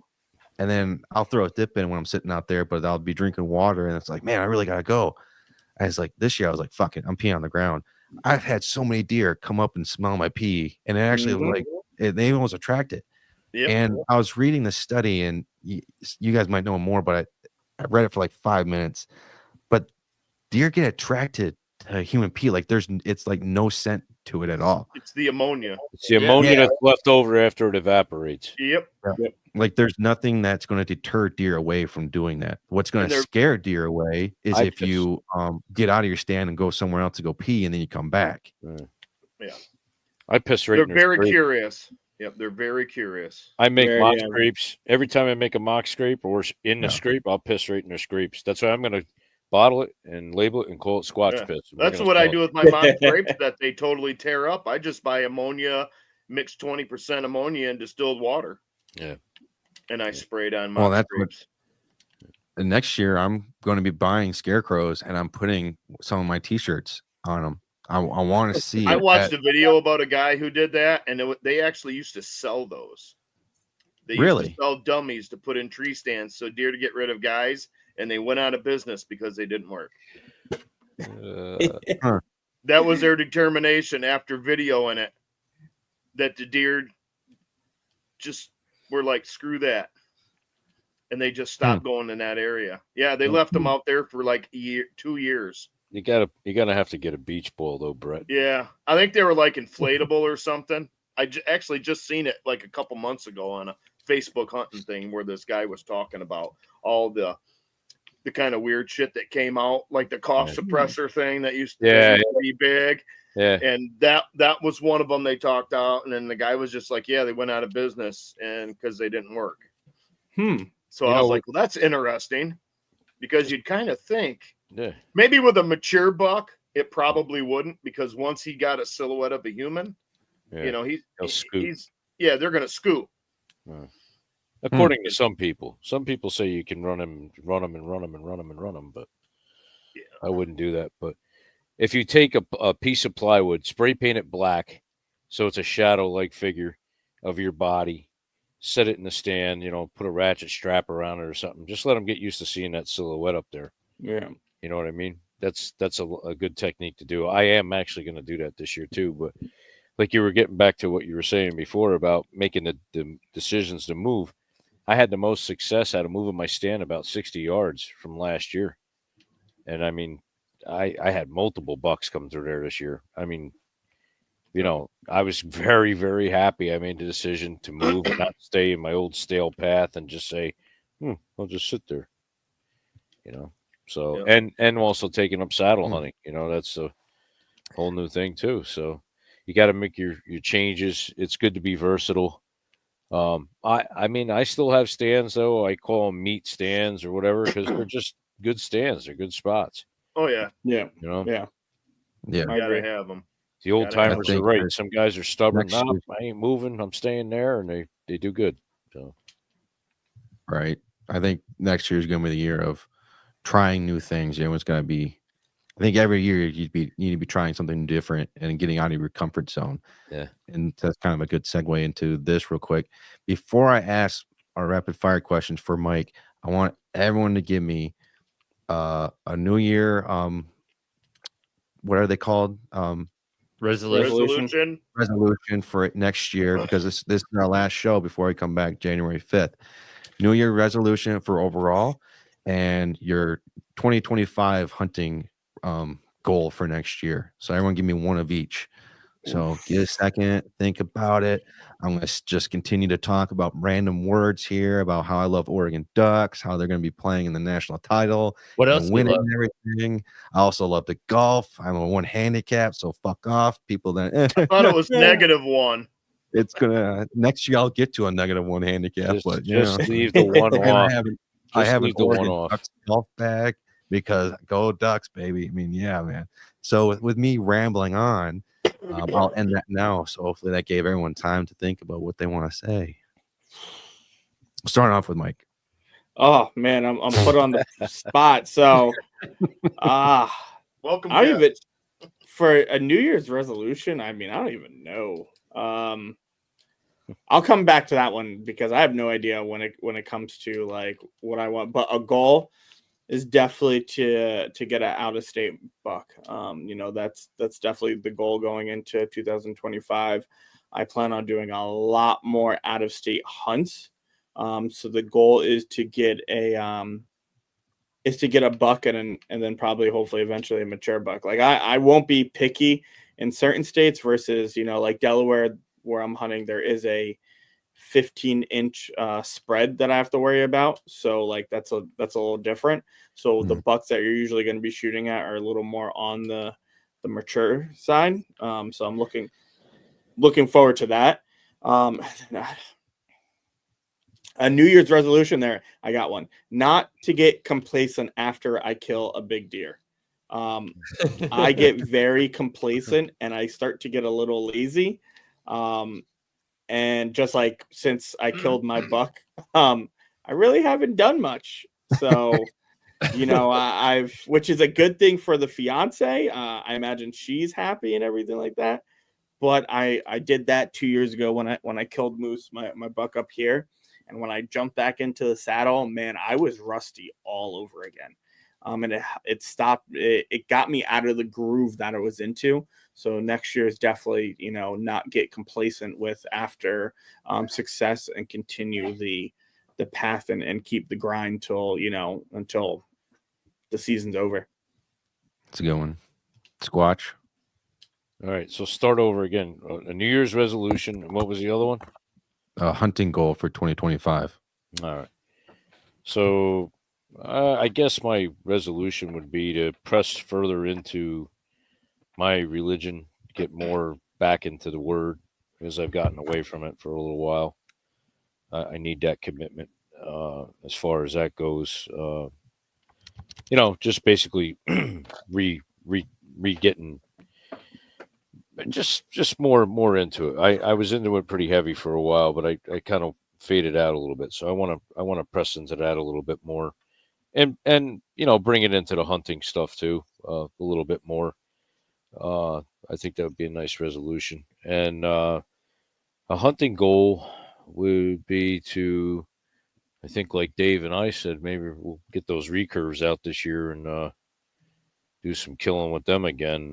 We were talking about maybe doing spring turkey with the recurve. Yes, sir. As a goal. So it's sitting right over there. Just got to string it up and get out and start using that. But that would be a nice goal for me to do and just continue going down the road of maybe getting more into hunting with you guys, hopefully down the road too soon. Amen to that. And all of us get together. But yeah, basically I think I'm looking forward to doing something with the recurve. I think that's going to be fun. Yeah, I mean, I'm pumped. I'm pumped too about that. Yeah, man. David? See my resolution. I think now that my son will be done in May from the Marines, he's coming home tomorrow. He wants to start hunting. He's going to start gun hunting. He's not sure about bow yet, so we're going to go probably pick out a gun, but probably to get him and his brother hunting together more because his younger brother, like my one that's in the Marines, he hasn't hunted since the youth hunt. He shot his doe 20 minutes within sitting, and then it just wasn't for him. Now he wants to get back into it, and my youngest, my 17-year-old, he's kind of blossomed. He's turned into quite the knowledgeable deer killer. So I'm hoping to get them two together, all three of us, and start doing some family stuff together, Nice. which I think would be really, really cool. Just the three of us. Hmm. And then probably my goal, and it's why I'm doing so much e-scouting in Indiana. My goal is that all three of us get at least a 120 and up buck in Indiana next year. I think we I can want make all that three of us That'd to be get a freaking wall hanger. That's my goal. happen. I like it. Yeah, that's a good one. And Indiana's gonna be the one I like. For the very first out of state one, it's Indiana. I don't know what it is about Indiana. It's because it's right in our backyard. And we're almost to Kentucky border, so you know, it's still 5 hours, 5.5 hours. It's just a half-day trip. Mm-hmm. I'm looking forward to it, man, for sure. I know. We can Even- drive down there Even and going out to scout it. huh? Even going down there to scout it. I'm thinking about going twice this year. I'm actually thinking about going in February when they still got snow. Let's go. And I'm you good can in February too. Yeah. and then go back in May once the foliage is starting to grow back, because it's a whole different terrain, because the elevation is so big there compared to here. Right. You know, it's Yeah. huge elevation changes, ravines. Because I've been looking a lot on my Hunt Stand app with the 3D mapping, and it just looks like some nice spots with ag all around it. I think we got a good chance. We get down there and get some scouting done. I'm actually thinking about bringing 3 of my cheap cams down there and sticking them like 20 feet in the air, and then when we come back and hunt and just see what's in the area, Mm-hmm. you know. And if they get taken, I don't care. I paid like $35 for them at Dunham, so whatever. That's smart. You know, you can have them. They're wild games. They take really good clear. Yeah. But if you want to climb up a tree 20 feet to steal them, you can have them. That's what I say. Like, I do the same. I hang all my stuff high, and it's like and I really don't want my stuff stolen. But Neither do I.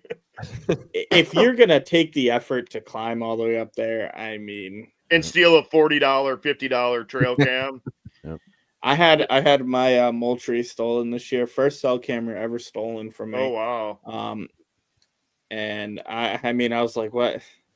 Like, you can't even use it after, because That's what I was hooked up to thinking. my account. Like, what is the point? And it could have easily been because there are big bucks there.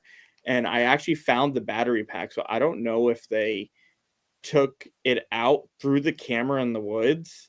And like, it was, I'm not 100% sure, but if they did steal it to steal, you can't use it. I reported it stolen. Like, it's. Well, you can. Does Moultrie have, like, I use Stealth Cam, so they have GPS coordinates where you know where your camera is. The 24/7. Some of them do. Not all of them are GPS. Okay. I don't. But they will, once it's stolen, like, they will find out exactly, because it'll ping. if it's this something, because you can't. It's hooked up to my account. Like, Yeah. and then once it's not, like I said, hey, listen, this camera is stolen. Like, they're like, okay, we're canceling it and we're putting it under that it's a stolen camera. That QR code, yeah. If anyone tries to, it's going to come up stolen, and then they might be, I'm not sure if they can track it after that or whatever the case, but then they said, like, we will, contact you or whatever. Right. Whatever. Well, they'll have their credit card information, and they'll have the credit, at least. Exactly. Right. And it's like, people are just so stupid. Like, really, They like, are. Right. I've never seen somebody's stuff and be like, I want to steal that. Well, I No. found a couple this year on where somebody just smashed them. It looked like with a baseball bat, took the SD cards and left them on public. Yeah. Fucking assholes. That Rogue River State Game area we drove by, Johnny. Oh, Yeah. I just see it happening there. I'm just like, God dang. I'm like, really? You just smash it? And it was a cell cam too, so. That's crazy. And that's a cool thing about Moultrie. So the one other thing I like about Moultrie so much is there is no SDs. I mean, there is no SD card. Yeah. Because I've had problems in the past where people will break over and open my stuff, and they will take the SD card, which honestly might be worse to me at that point. because I get really pissed off at that point. Yeah. It's like, come on, you so I need that intel. You're taking the intel from me. Like, come on, like, yeah, leave me the SD card. Take the camera, or like, tape it to the tree. I will buy you a camera and SD card if you really like need one that bad. Just don't take my hard work that I put in here, and I'm looking for this intel. Like, we all spend as hunters, we spend money for this. Like, this isn't just something that. It's a very expensive sport. It's a very expensive sport. Wow, and it's a shame that that's what people do. But they're not all going to be good people out there, and there are a few bad apples, and that's the unfortunate part, because then you make the good people just look bad. Yeah, like I had my stick stolen on I call it a dummy stand where me and Johnny went. Yeah. And it's just those old climbing stick steps you stick together. They go up 16 feet on a hang-on. And I came in one day and they were gone. So I'm like, you son of a bitch. Because I was going to hunt that and I didn't bring my mobile stuff. Because I had a lot of doe in that area. And so I went back and I got my old sticks and I stuck them on there. But I booby-trapped the shit out of them. So... Well, boys, I don't need to be rude, but it's been a pleasure having you guys tonight. I got to book out. I got to book out because I have to get up very early. All right, squad. Guys, stay good, brother. Stay well. I'll talk to you soon. All right, see you, buddy. Care. Well, I'll talk to you probably tomorrow. You got it, Mike. Yeah, we'll probably talk in a half hour. we have a 3-way group. Well, it's technically 4, but we have a 3-way group text that we talk like 24/7. And then one of our other members, the Godfather co-founder, he'll peep in like once or twice, maybe a day. I have heard that. I have heard that. Yeah. And I just imagine what his wife thinks when she comes home and he's looking. He's like, oh, it takes me like 2 hours to go through your guys' fucking texts all the time. Because we talk all day, all fucking night. But we know Brett's really, really busy with the show and other stuff. So we just like busting his balls on it. Yeah, it's a lot of fun. Funny. I love that. I love that. Johnny, your New Year's resolution and so I want to go on an out-of-state elk hunt, and I haven't told you guys yet, but I'm already going out to Oregon in September for an elk hunt. Dickbag. Yeah. The kids, my buddy Nelson hooked me up with that. So I'm going out to Oregon to hunt elk and fish in September. Oh, wow. Yeah. And then I had my Idaho tag, but that was taken from me abruptly. Yeah. But no, I want to hunt more. I want to go out to the Squatches. I want to go to Jersey, Indiana. I just want to travel and hunt this year, man. And having more freedom now, I'm definitely doing that. Yeah. Yeah. And then, for New Year's resolution, man, I want to travel and hunt more. So it means I just have to save more money. That's the hard part, buddy. Yeah, I know, right? I went through that when I was single through my divorce. I had all that money and it was not enough time. And then I was like, oh, I got all this time and not enough money. Yeah, no kidding. So luckily I have my my military retirement pension. So that's going to help out a lot. Oh, hell yeah. That's good. My New Year's resolution is to, I know everyone says, I want to lose weight. I want to lose weight because the saying was where I was in the police academy was, if you're going to be working in law enforcement, you lose the right to be out of shape. I left law enforcement. Now I got that fucking dad pouch going on and shit. I'm just like, it's still droggy. So I'm trying to get back into shape. But that's my next year's resolution. And we're all going to need to be in shape for Indiana. Yep. So I'm a lot of hiking, man. Some elevation like a motherfucker. I'm doing some little workouts here and there that I put my workout back together. So I'm looking forward to that. My goal for 2025, besides all the other ones I want to get, is out of state Indiana for all of us. But here in Michigan, I want to break the state record, typical or non-typical. That's my goal. That's a good one. That's a big one. Dave and I know a ranch that we can cut a hole in. You can actually stay at my cottage and walk across the street and cut the fence. Now, are you that little gas station there on the corner? Yeah, my cousins own it. Do they? Okay, I was wondering if that was any relation or because it's such a small area. Yeah. Well, I just want to put this real quick before another one for the goal. Need to kill a bear with the bow. I've only done it with the gun, and I need to do it with the bow, and that's been my goal for the past 2 seasons. And next year, I'm feeling good about next year. It's gonna happen next year. That's what we're gonna do. We're doing an archery bear hunt up in the UP. Mm-hmm. No guns, self-protection guns, but bows only. Well, Mike, it's the end of the show here. Rapid fire question. So we'll let you go. Okay, brother? No problem. I love this part. Love the whole thing. It's been a pleasure. Can't wait to get back on again with Frank. And I imagine it's going to get even a little, Yeah, Frank's awesome. A little crazier and everything like that. But it's been great so far. I'm glad you liked it. All right.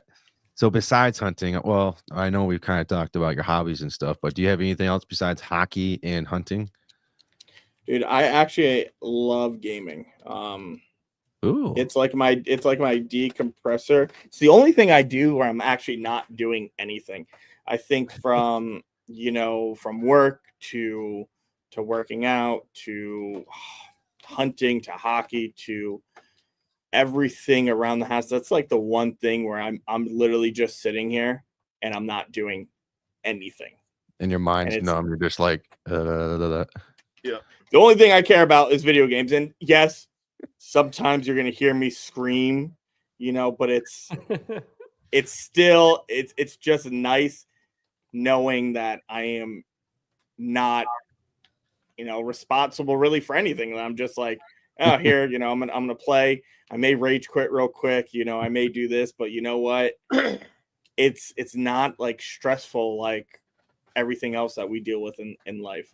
So that's one of the things. And then me and the fiance were actually really big into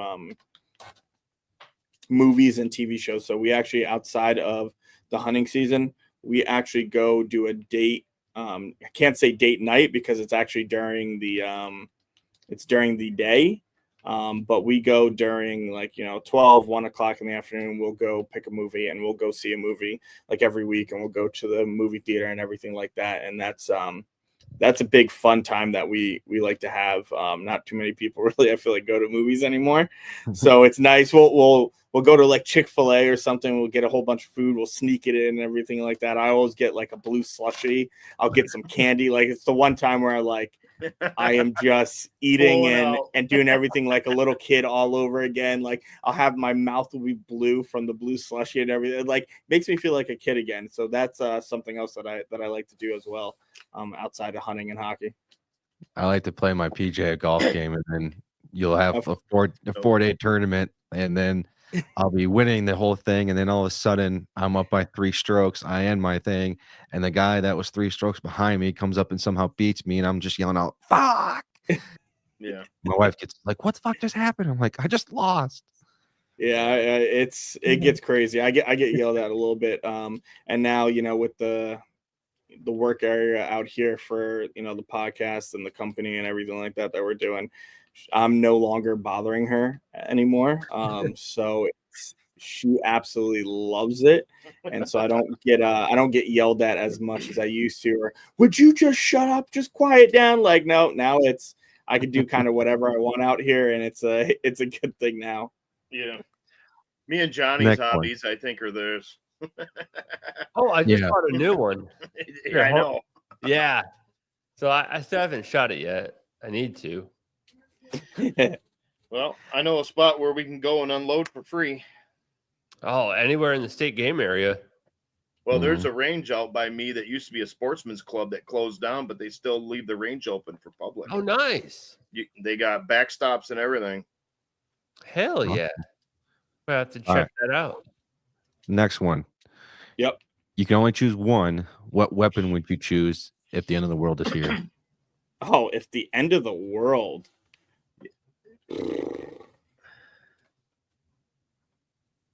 I love my AR. Like at the end of the day, like I love that gun. I'm the most comfortable shooting that. Probably my AR. It's fully done and everything like that. And my sights, like I can shoot long range. I can shoot up close. It's got the perfect weight. Yeah, I would probably go with my AR. I'm a huge fan of that. Like I gotta look.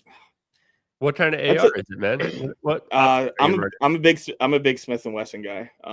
So I actually got the Smith and Wesson AR-15, and I completely just like customized it and like took some things off and added some things and everything like that. So that's kind of what I'm working with right now. But I LPVO on it or no? What'd you say? I couldn't hear. Are you running like an LPVO on it, like a 1-4 or 1-6? I got a Vortex. I think 1-6, I believe. Okay. And that thing is money, just absolute money. There's a few things that I still want to do left on it, but those are like really small details and everything like that. Nothing crazy. Besides that gun is my favorite gun. It's by far my favorite gun that I have. And for the end of a world situation, like I got the rifles, I got the 30-06s, I got the shotguns and everything like that. But that is the one gun like you can kind of do everything with that, from hunting to self-defense to everything in between. Like that's the gun that you can do it with. At least in my arsenal now. If I was able to get a 50 cal machine gun and just put it to my car and just have that thing, I mean, yeah, definitely, I don't think anyone would fuck with me at that point, but yeah, I don't have that option. What wild game animal is on your bucket list to hunt? Moose. I mean, yeah, moose. Moose is my dream hunt. Alaskan moose hunt would be my dream. It's one of my favorite meats. So the dream hunt, since I've already done bear, and I will tell you, bear is by far the favorite game meat so far that I've ever had. I will take that almost over anything, and I love deer meat and everything like that, but there's nothing like bear meat. But if I'm talking about a meat that I'm going to have to hunt that I haven't done already, it is by far moose. Not even a doubt. That kind of leads into the next one is, what is a wild game animal you want to try to eat? I told you guys I've done bobcat, I've done raccoon, I've done squirrel, I've done iguana, I've done snake, I've done alligator. Alligator tastes like chicken. Alligator's amazing. I can't wait to go to Florida to do that hunt as well. I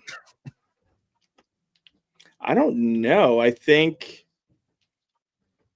it's wide brand all the way to like Africa hunts, New Zealand, anywhere, anything. Yeah. I think it would have to be in Africa because I don't think I'm ever gonna anytime soon gonna do an African hunt. But I think I don't know, I think like a giraffe or something like that. Or a zebra, like anything in the African species. Like I'm not picky, as you can see. Like I want to try every single meat that I agree. Can. Same. Yep. That's my goal. That is even coyote and everything like that. Like I want to try at least once. I put myself where I want to try everything because if I'm ever in a survival situation, I need to know that I can eat everything. I don't want to be ever in a survival situation trying to eat raccoon for the first time and things like that. Like, no, I've already had raccoon's really not that bad. It's great. It's great. Yeah. I love it. I absolutely love it.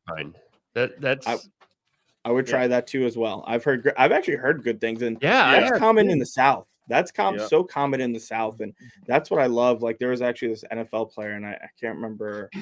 I think he plays on the Panthers, but they're like, "Oh, what'd you have for Thanksgiving?" He was like, "Raccoon." Oh, and they're like, "What?" And and he was like, "Yeah, raccoon." Like down south, that's what you do. Mm-hmm. I heard beaver's pretty good too. Beaver tail. Beaver, yeah, beaver's. I'd like to try beaver. What kind of beavers are we talking about here? Not the kind that's in your kitchen waiting for you to get off the damn show. All right. What has been your favorite state you've hunted and why? I honestly got to say Delaware. Delaware was an absolute blast. I've done Maine, I've done PA, New York. Just I think because of how unexpected Delaware was. I did not expect any of that. No one thinks of Delaware as being 100. Like, no one thinks of Delaware having big deer, having lots of deer. Like, I'm sorry, it's Delaware. You know what I mean? The only thing that I know about Delaware is Joe Biden lives there, and it was our first. It was the first state. You know, it was. That's all that I know about Delaware. Yeah. And then when I went there, I was utterly just blown away, and it is going to be something that I do for now on. Like I just love it, obsessed with it. Maine too. Maine is probably, but Maine is like that. What I like about Maine is it's that challenging. It's challenging. Like you're going up there, and if you see a deer, that's a success right there. Like if you just see a deer. So it's a different ball game, but I'd say probably Delaware has been by far so far the most fun. What is the next top state that you want to hunt then? Ohio. Yeah, it's been a goal of mine to go to Ohio now for years. I haven't been able to work it out, and I keep saying I'm going to do it. But this upcoming year, there's going to be I did a bunch of new out-of-state hunts, and I already told the fiance, and she's on board, and she said, okay, no problem. And she actually likes traveling with me too. So she likes coming. She hunts a little bit.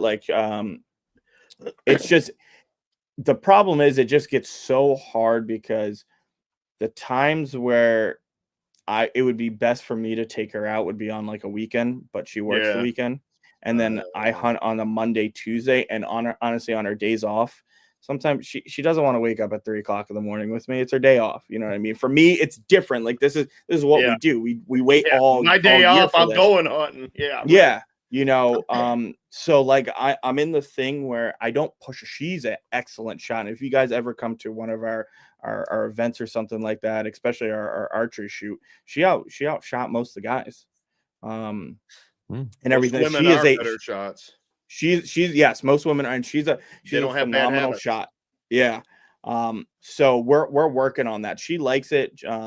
She's big at cooking. She loves to cook game meat and everything like that. But she loves coming on the trips. Like she came to bear camp with us. She came to when we were just in PA. She came there and everything like that. And she's good with just honestly just chilling back at camp. She'll chill. She'll relax. If I leave her my truck or if she brings her car or something like that, she goes and does her own thing.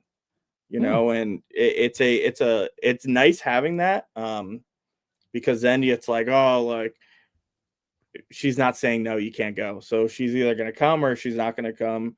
When I went to Delaware, she didn't come, but the second time when we went to Delaware, the third time I went to Delaware, she came. She might be my bad luck because I popped my tire and busted my rim, and I had to leave my truck down there for a week as I got fixed. But besides that, it's tons of fun doing with her, and her custom arrows that she has are absolutely sick that she hasn't even used yet, and I spent money on. That's the only thing.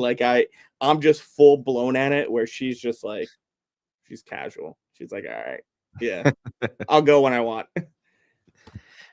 Is there a highly known individual, because I hate using the word famous, that you would like to go hunting with one time?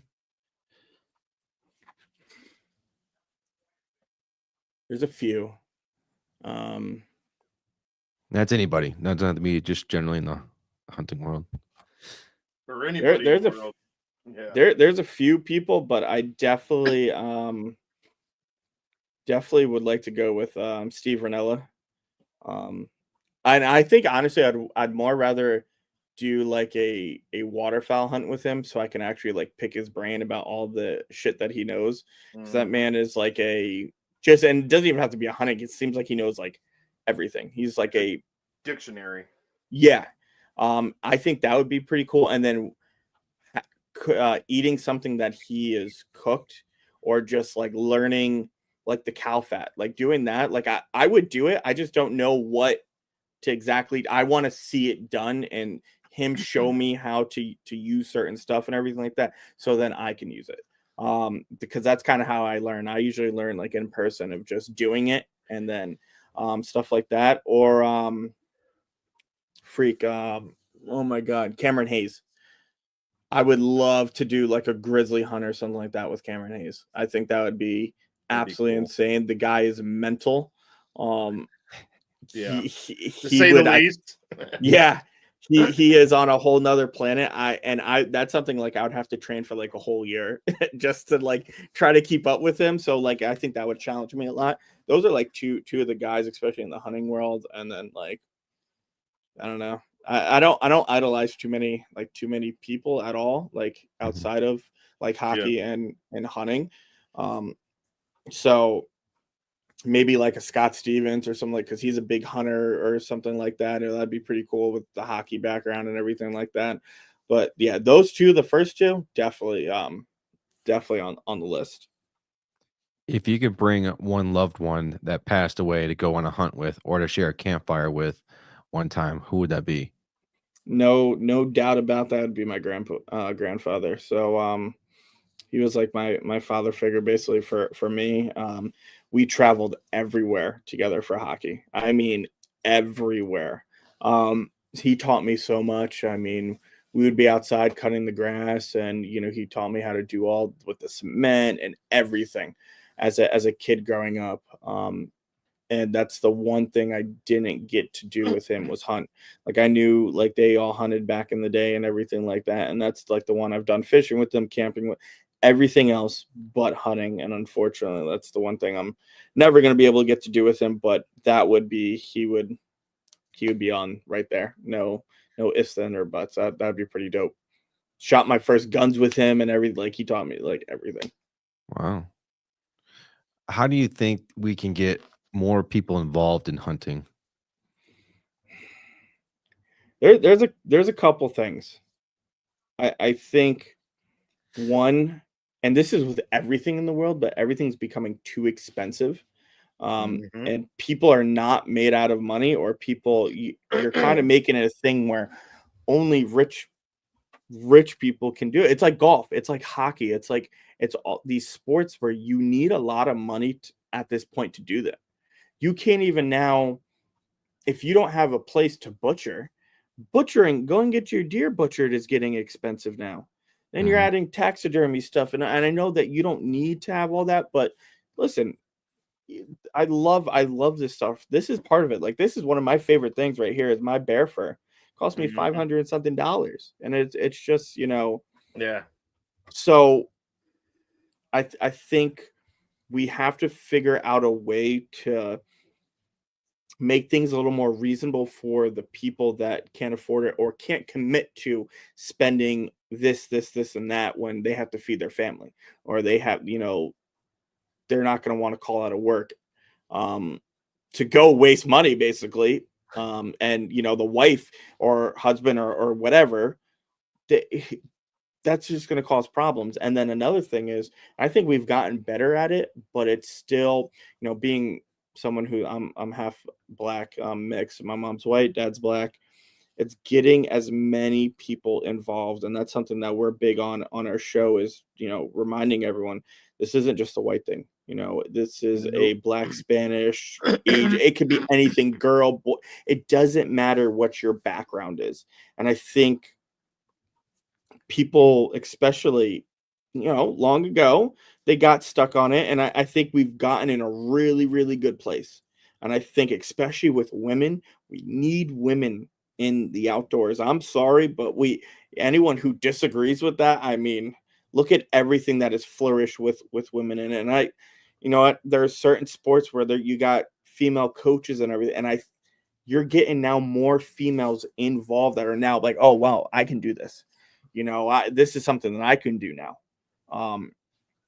So that's another thing. And then just teaching people, man. I think that one of the other hardest things about hunting is it's scary. There's so much unknown to it. It's like, how do I even go hunt?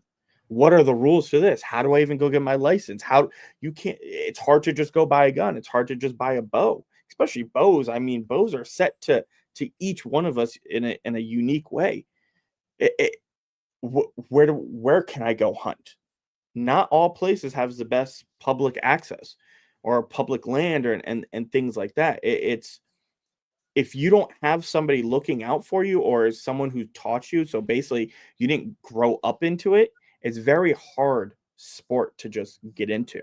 And that's what I've heard from a lot of people who've gotten into it. It's like, well, how do I do this?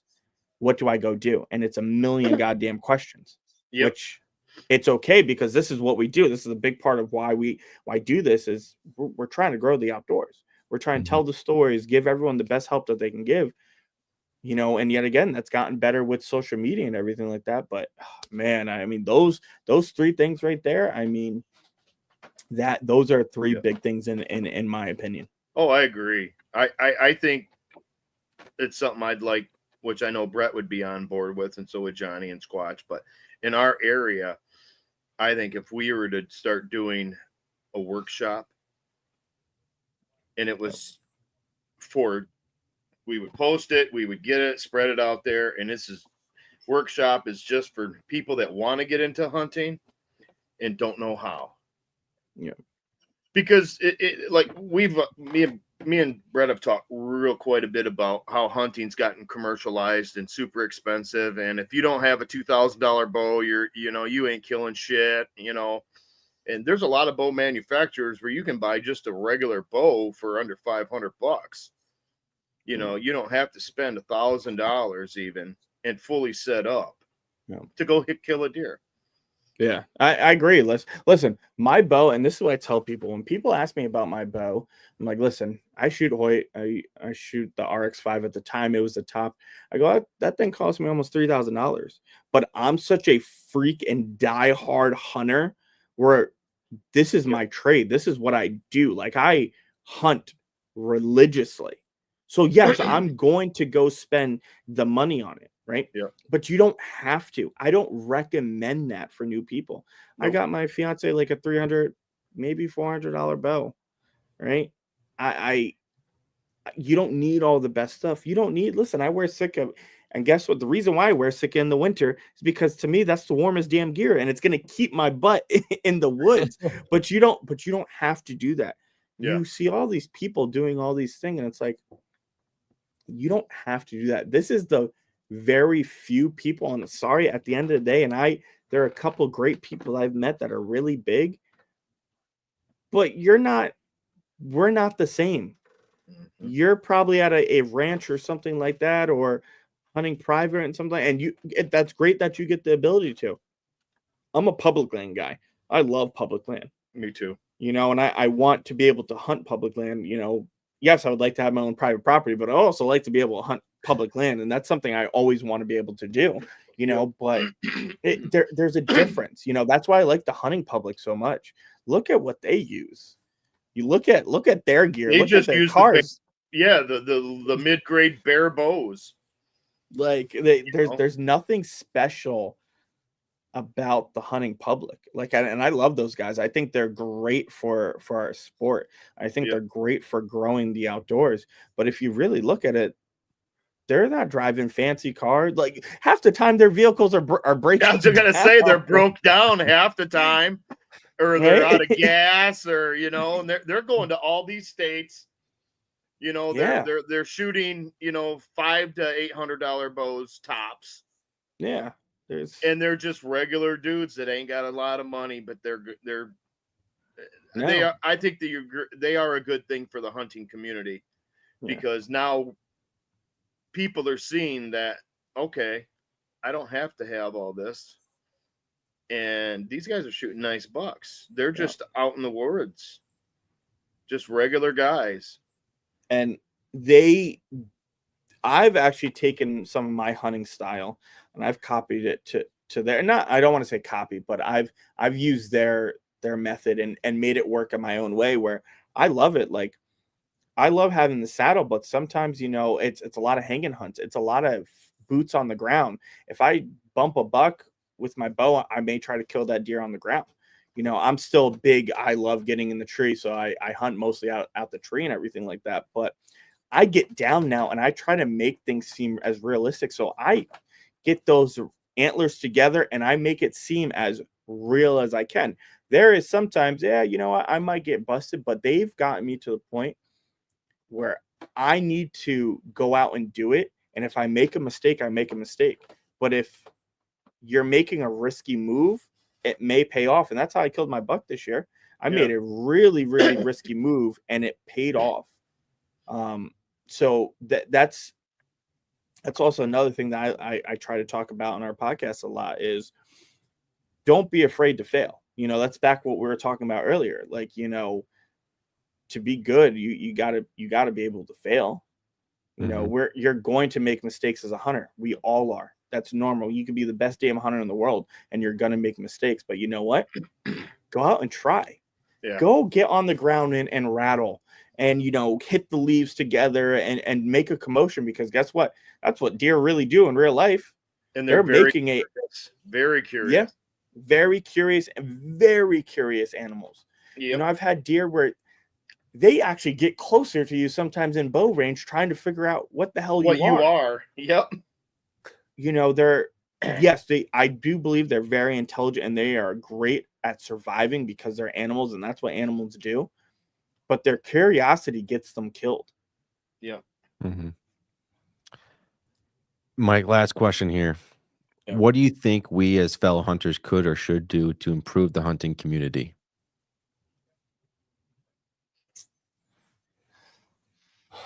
I think people bashing everyone is the one thing.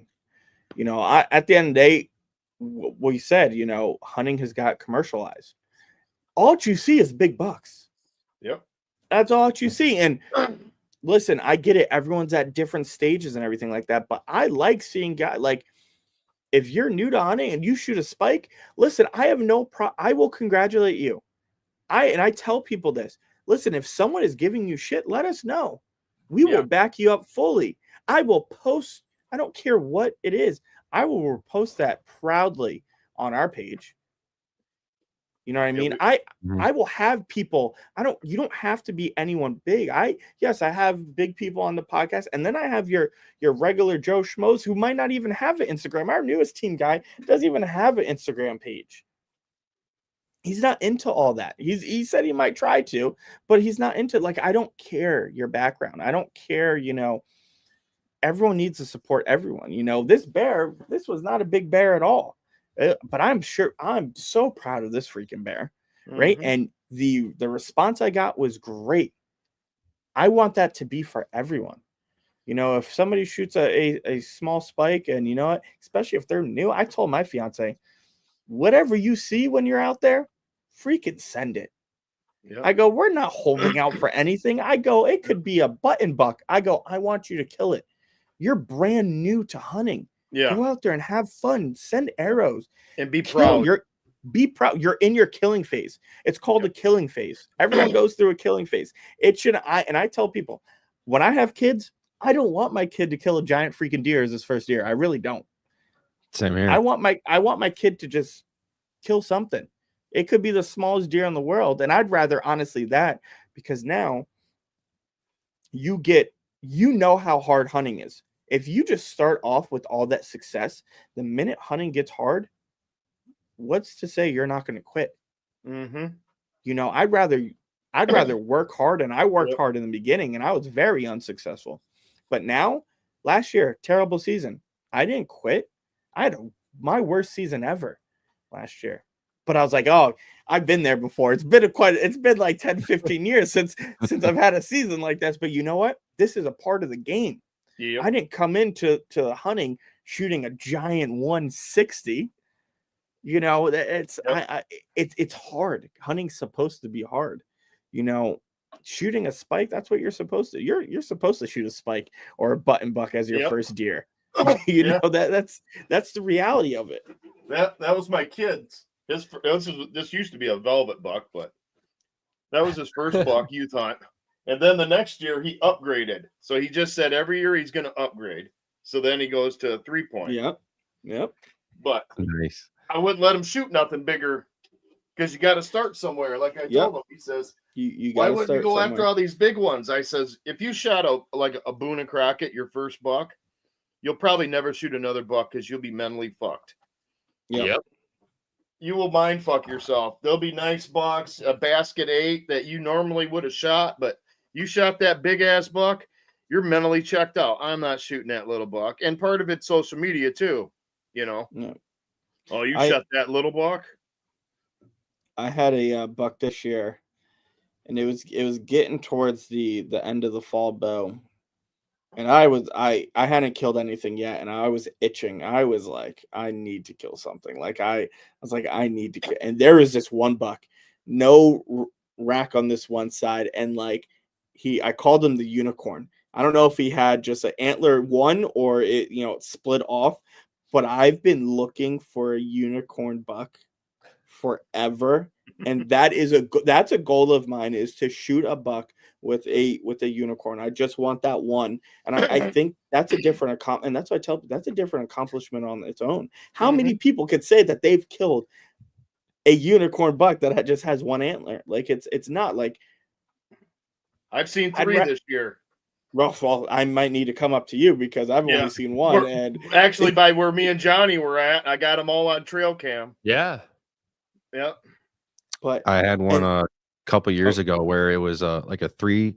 He had a rack on the left side. He was like 4 points or something like that, and then the other side was like fucking 5 feet tall, just a dagger. My wife called him Elliot. I had one earlier, and it was a nice sit on one side. Then his other one went about 3 feet out, and it was like a 3-point on one side. It looked like an elk. It was freaking crazy. Oh man, that's pretty dope. And last thing I'll say on that, like that's why I like New Jersey so much. Like to me, and this is my belief, if I want meat in the freezer, I could just keep shooting does and does and does. That's why I hold out for usually bigger bucks, and it's not because like whatever. I get to shoot freaking unlimited amount of does, so like meat is no issue for me. Yeah. We got endless opportunity, so I get to hold out on stuff that's a little bigger. I've shot some small stuff like this. I shot this buck probably, I don't know, like 3 years ago, and this buck right here broke me out of my rut. I kept hitting bucks in the shoulder, like really nice 8. I was getting mentally fucked by these deer. And this deer came across, and I was like, you know what? I need to start somewhere again. We need to change the momentum. And I shot him. He went maybe 50 or 60 yards, and he died. I got my swagger back, and then big bucks just started hitting the ground. And it's like you need that sometimes. Like, oh hell yeah, you do. You get depressed. Oh yeah, hunting is a. I've been depressed so much this year. Oh man, yeah. Depressing year. Yeah, it was. It was real bad. But that was me last year, boys. After shooting 2 does this year, I don't feel so bad, but I'm still depressed about those bucks that I think are dead in the swamp. But well, Mike, I just want to say thank you so much, man, for coming on the show. We definitely gotta get you and Frank on at the same time. For anyone that wants to reach out to you, follow along your journey, how can they do so? Yeah, you guys can on Instagram and YouTube and everything like that. It is Boondocks Hunting. Our podcast is the Garden State Outdoorsman Podcast. We are in works of actually creating another show too, and hopefully that should be coming out. Hopefully by the time the season starts next year, so we'll be running at least 2 shows.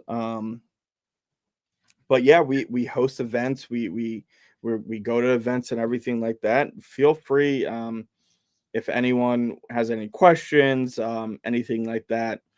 Listen, we're always here to talk. We're always here to support one another and to get as many people out into the outdoors as possible. If anyone wants to know what bobcat's like, listen, hit me up. It's actually really good. Huge fan of black bear and everything like that. So I've tried a lot of different game meats. So like I'm very, very open to talking about game meats too. But yeah, like I said, any of those Boondocks Hunting, and I appreciate you guys very much. I love coming on the show. It's nice not having to host and just sitting back and getting the questions asked, and not having to entertain in a different way. Right. It's nice going on our podcast and just kind of like sit back, relax, with your feet kicked up, and like, yep, you answer me. I'll just be the show bitch now. So yep, exactly. Exactly. We're gonna have to get you guys on one day for our show too. We'll do like a roundtable segment or something like that with you guys. Cool. Yeah. We're gonna be getting back on our roundtable segments soon. It's crazy, Brett. I mean, I know like I am burnt out, and it's hunting, and it's like dropping episodes. Like we've been on a 2-week grind we've been on a grind since the season of dropping 2 episodes a week. One's an update episode of our every week, and then one's a pre-recorded episode with the artwork and everything like that. And now I got this competition that I do every year for the annual podcast or episode a year. It's like, man, I'm burnt. I need a break. So once the season's done, I'm gonna be taking a little bit of a break, just like you guys are too, because it's exhausting. Yeah. Once we get back to our normal schedule, we'll be doing live shows on Sundays and Tuesdays, and those audio versions will be our podcast will be dropped on Mondays and Wednesdays. And we're taking the next 2 weeks off to enjoy the Merry Christmas and New Year's, and it's Happy Holidays. No, it's Merry fucking Christmas. Okay. Yeah. Merry Christmas. Yeah. Fucking right. Well, Mike, I hope you have a good rest of your night. John, David, thanks again for coming on tonight, guys. Thanks, you guys. All right, brother. Good one, guys. All right, have a good night. Oh man, no, I love having those guys on the show. Obviously, though, Squatch, David, and John, they all get to come on the show on Sundays.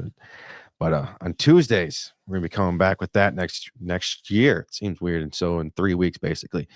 Sundays, we're still gonna be talking about whatever we want to talk about. Just a round table segments where we talk about whatever we want to talk about. We're going to continue doing that, and on Tuesdays we're going to go continuing covering a new state. Very first state we're covering on January 7th on Tuesday is going to be Tennessee with our guest Chad. So I'm looking forward to that. He's been a big help to me since I've kind of started Whitetail Advantage. So I'm looking forward to that. If this show gave you some good insight, made you laugh, made you think, please give us that like, thumbs up, and subscribe. I really greatly appreciate that. We put a lot of work into everything that we do here at Whitetail Advantage. Make sure to also check out Frank and his squad. Check out Mike and his squad there as Boondocks as well. And like I said, our audio versions get released on Mondays and Wednesdays. And with that being said, make sure to put your cord in a slot machine. And we'll see everyone next year on Sunday, January 5th. Have a good night, guys. See you next year.